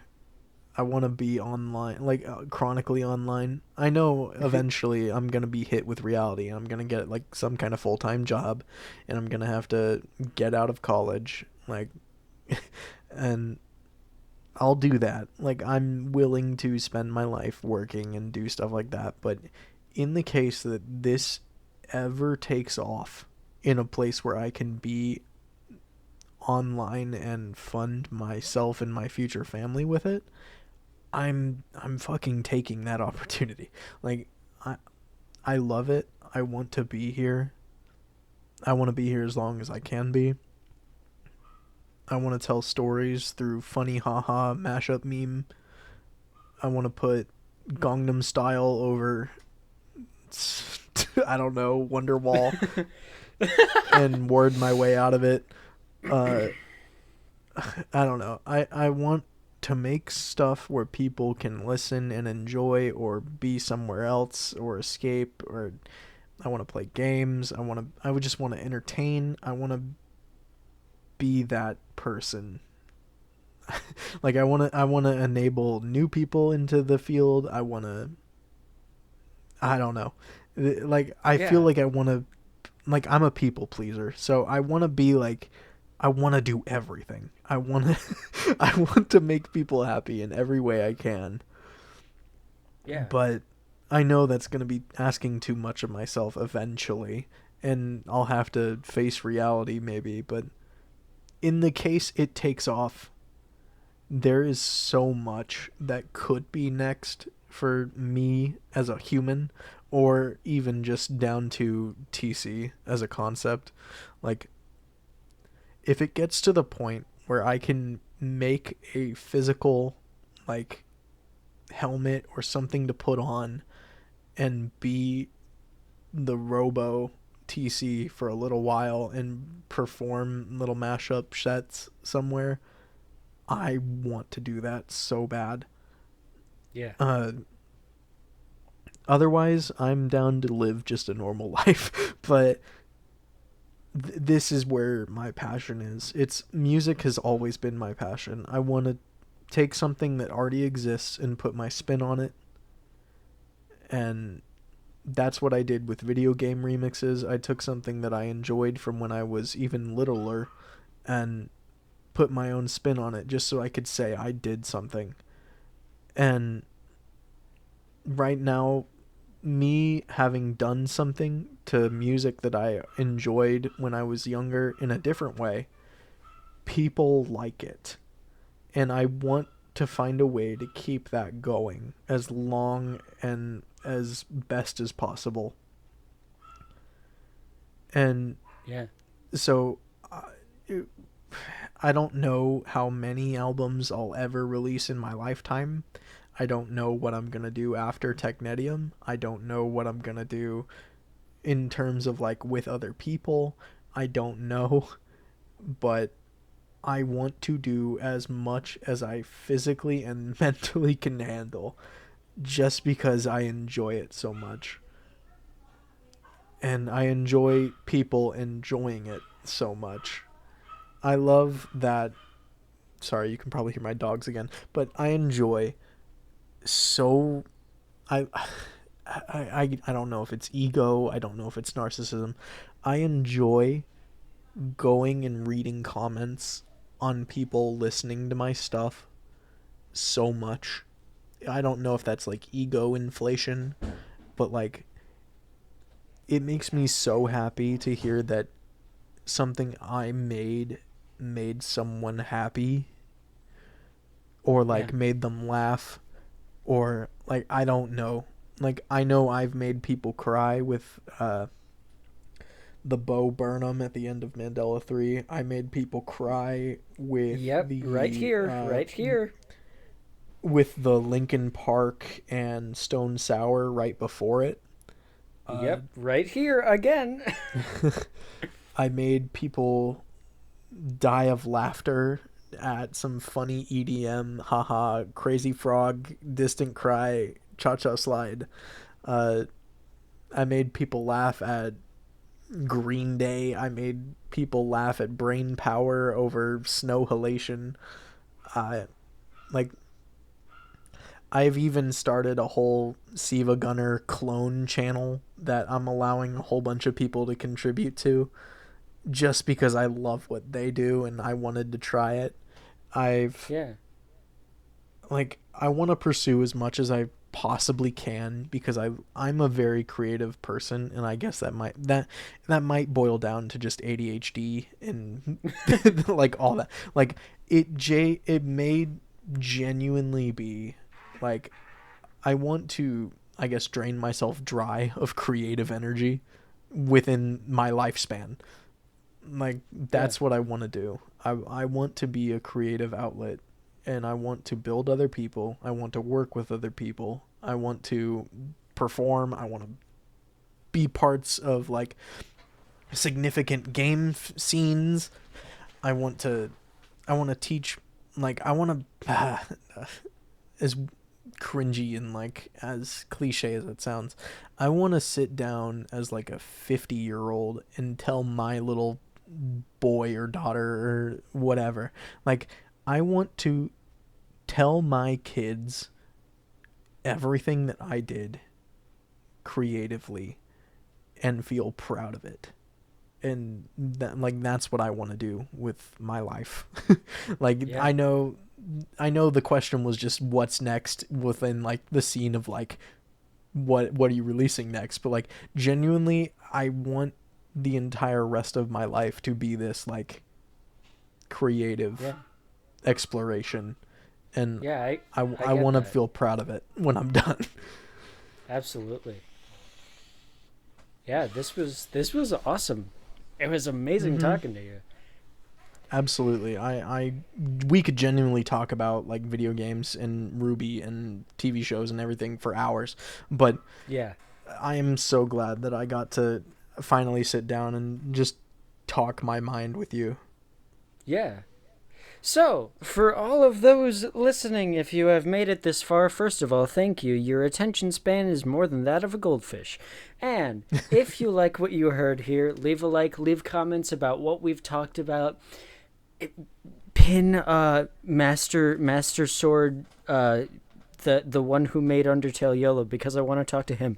And all that down below. I'm going to be posting all of Tyler's links. Go follow him. Go support him. all that happy jazz. Stay tuned for more things for Winter Talks. Tyler, you have about 15 seconds to say whatever the hell you want. Just announce it. Just splurge words. Fuck. Now I'm on the spot. After 2 hours of this. Thank you for everyone who's enjoyed everything I've ever made. Thank you for those who will continue to pursue what I make. Anything you have to say about anything I make means the world to me, and opportunities that I will have in the future because of these. I'm so proud of myself, and I'm so proud of the people who get something out of it, and I love this community, and I hope to see it thrive for years and years and years to come. That was 30 seconds, but we'll deal with it anyways. All right. I'm sorry. I've been Winter. This was TCMusic, and we have been Winter Talks. In due time, everybody.